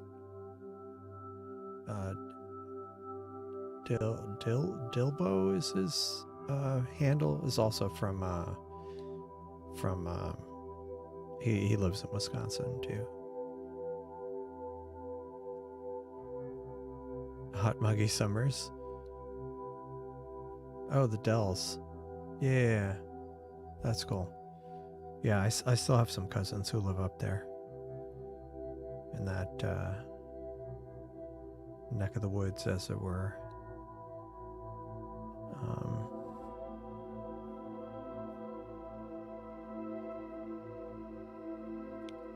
But yeah, I had a couple of aunts who lived up there, and yeah, I have like 2 or 3 cousins, I think, who still live in there, in that area. Yep. Yeah, the rest kind of dispersed. I have a few of them, a few cousins who live in Phoenix. Like I don't understand why they went from Wisconsin to Arizona. Oh, nice. That's cool. Yeah, out of curiosity, I was looking at a light pollution map of the area I used to live in, and yeah, that would be nice. Some nice dark skies. I mean, I remember as a kid seeing a lot of stars. It probably was, I don't even know what it was. It was probably Bortle 2 back then.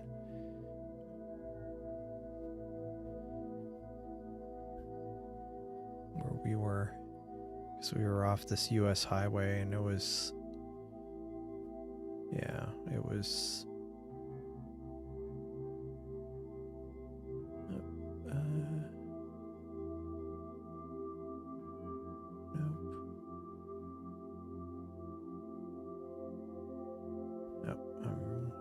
one state over.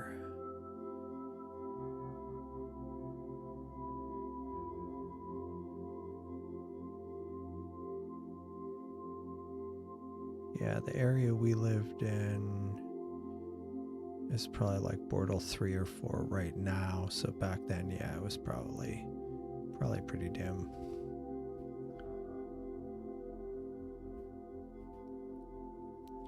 Yeah, that's true. Yeah, one winter I'll send you to Arizona. It is funny because one of my cousins who still lives up in Wisconsin, I'll see, I think she's retired now, or maybe not fully retired, but I'll see her spending a few weeks with her sisters in Phoenix over like in December.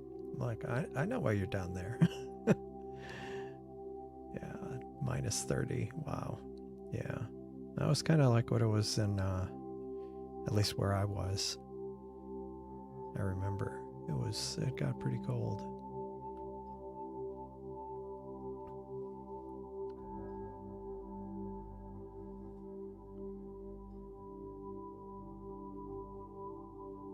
Yeah, so it's funny because I would joke that I'll play the Texas card.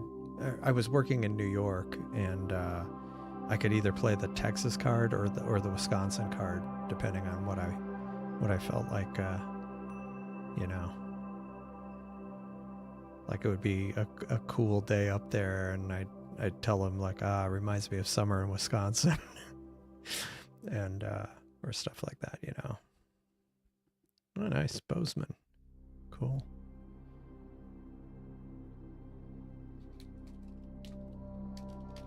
I'm gonna eat.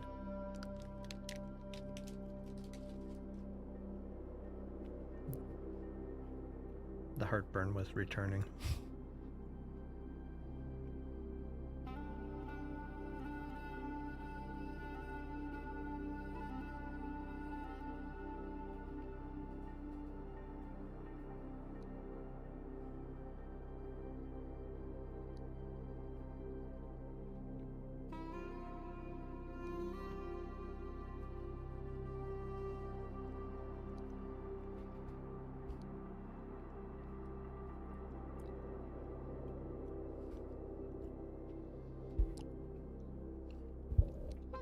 Sorry, I'm about to interrupt this.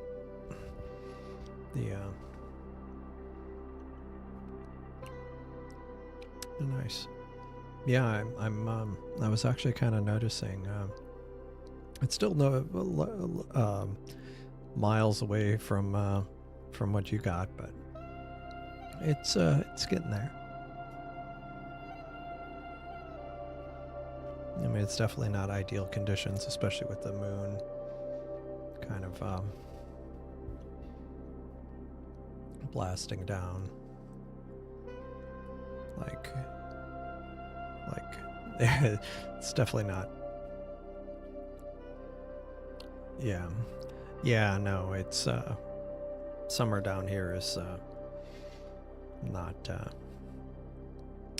exactly ideal, but it's heavily air conditioned. Everything's air conditioned, so you just don't go outside.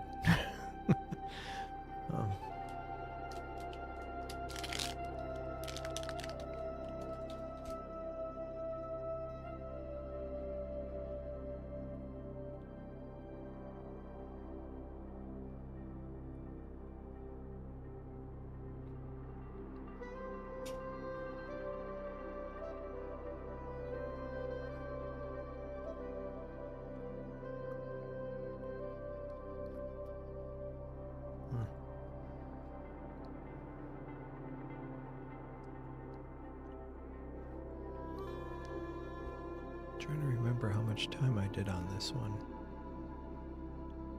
It's only around 15 minutes.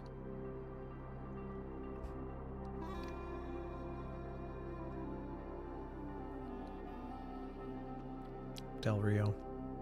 Well, it's definitely drier out there.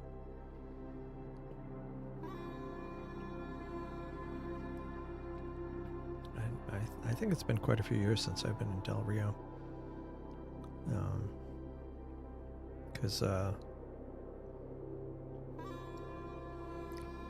usually I take I-10, and you have to take US 90 to get there. Assuming it's the Del Rio I'm thinking of.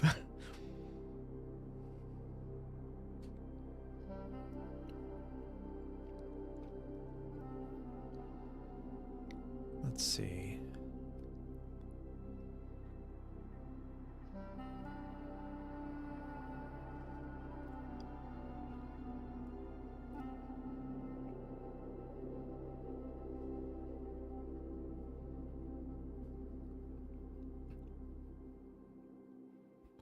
Yeah, I only did half an hour on this one, so it's a bit over halfway through. So maybe as it gets towards the end of this, I might wrap it up. Like I say, I'll have another stream later in the week, but probably just kind of going over doing other things. Yeah, right. Didn't have a choice. Yeah, that's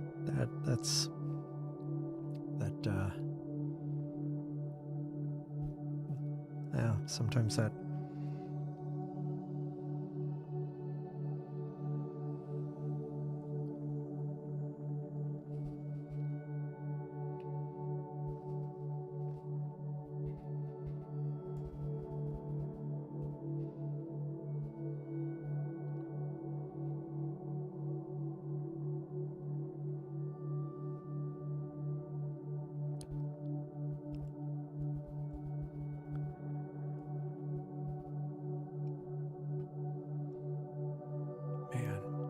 so bright. And what's funny is it looks so bright. No, I haven't, and I'm not sure. I know they've let me go look over here.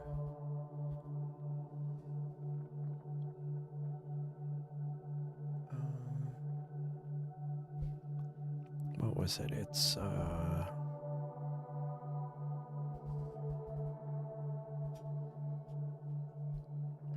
so they have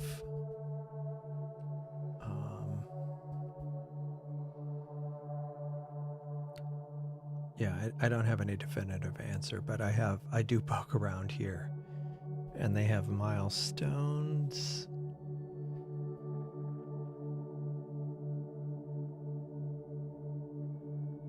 And they're getting, for the 1/4 milestone, they're almost done as far as issues that they had tagged for that release. So might be getting close, I don't know.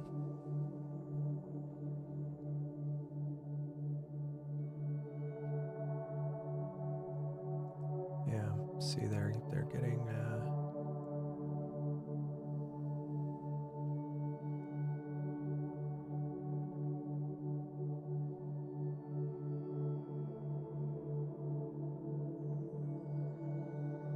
yeah, so they're yeah. It's been that way for a while, but they have been adding stuff, and now a lot of it's been getting more stable. So, but it does look like since the beginning of the year the burn down chart has rapidly dropped. So, and recently I was looking, and there were more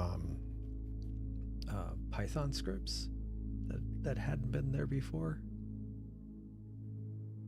So that's also maybe a sign that they're getting closer.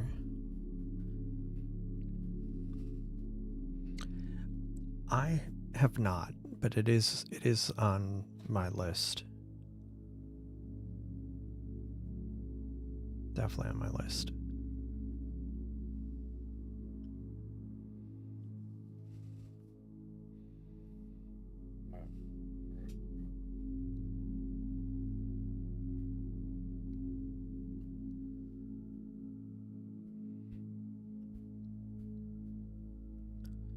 Let's see.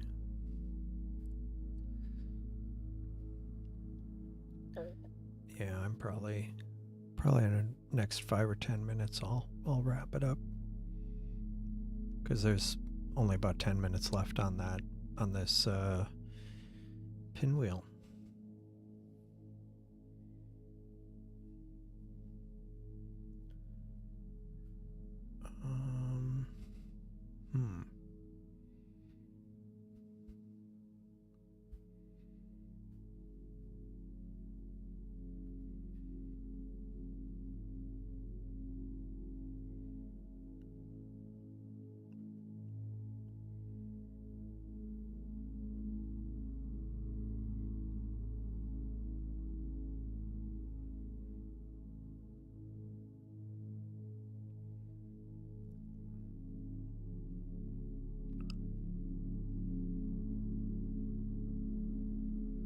They are starting to get some clouds at Starfront too.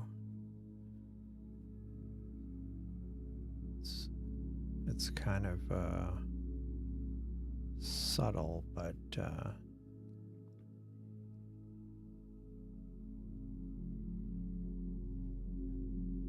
definitely are.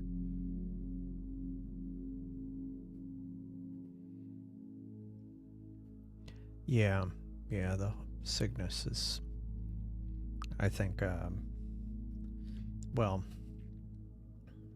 I didn't do some of it justice last year, but definitely plan on doing a better job of it this year.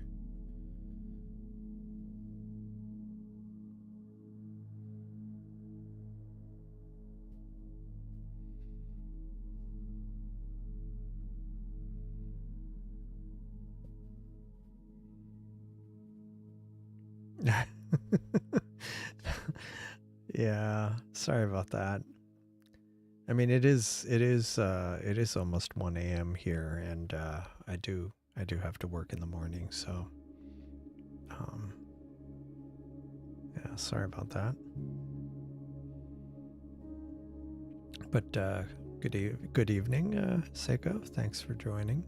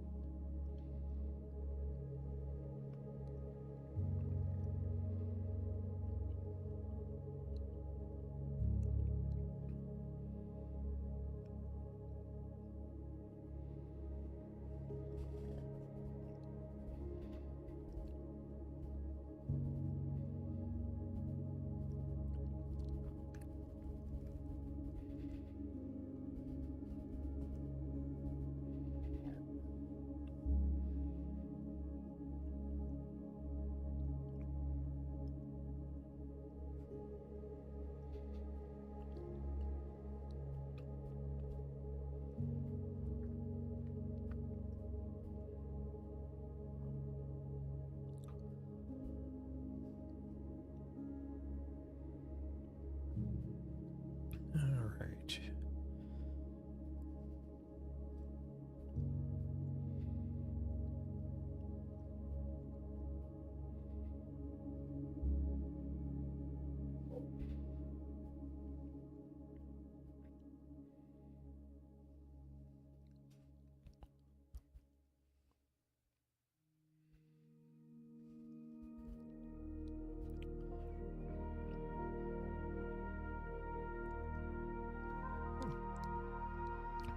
Yeah, that's unfortunate.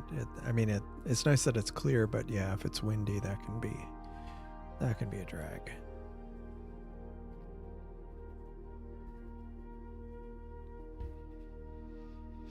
Hmm.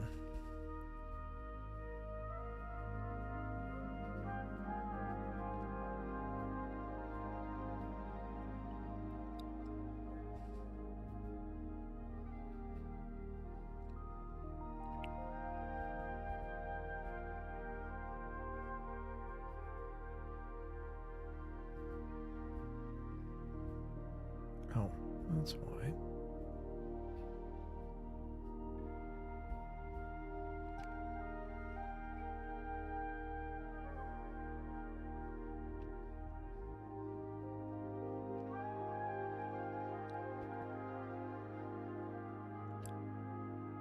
Yeah, it's just I'm just kind of looking around Stellarium to see if there's other things that I want to schedule after the stream. So I'm just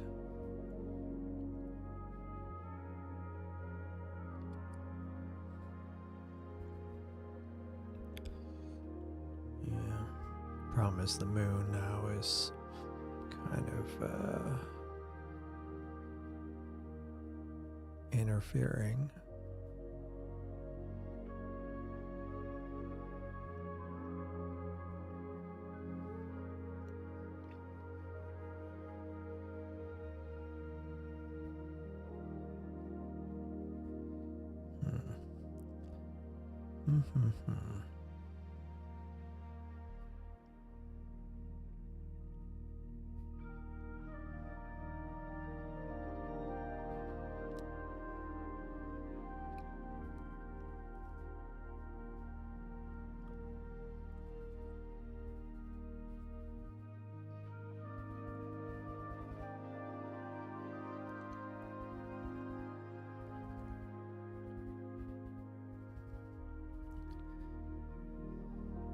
Yeah, the pinwheel is about done.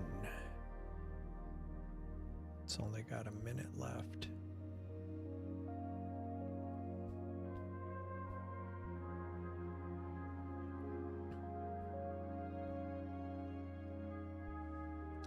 So yeah, I think after this completes, I will wrap it up for the evening. Like I say, keep an eye out later in the week for another live stream. And otherwise, between now and then, I'll be on Discord on the Discord server. So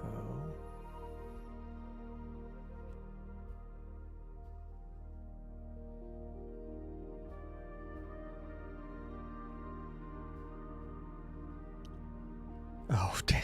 Trees in the way. Yeah, for me, it's things are kind of low. Yeah, thanks for being here, and yep, and the pinwheel just finished. So yeah, thanks everybody for joining. Have a good evening, and like I say, keep an eye out. I'll probably be doing another live stream in Thursday or Friday evening, and then it probably won't be clear until the weekend, but we'll see. But in the meantime, thanks for joining, and yeah, good night, Stephen. Thanks for joining, and I will see you all in the next time. Have a good night. Bye.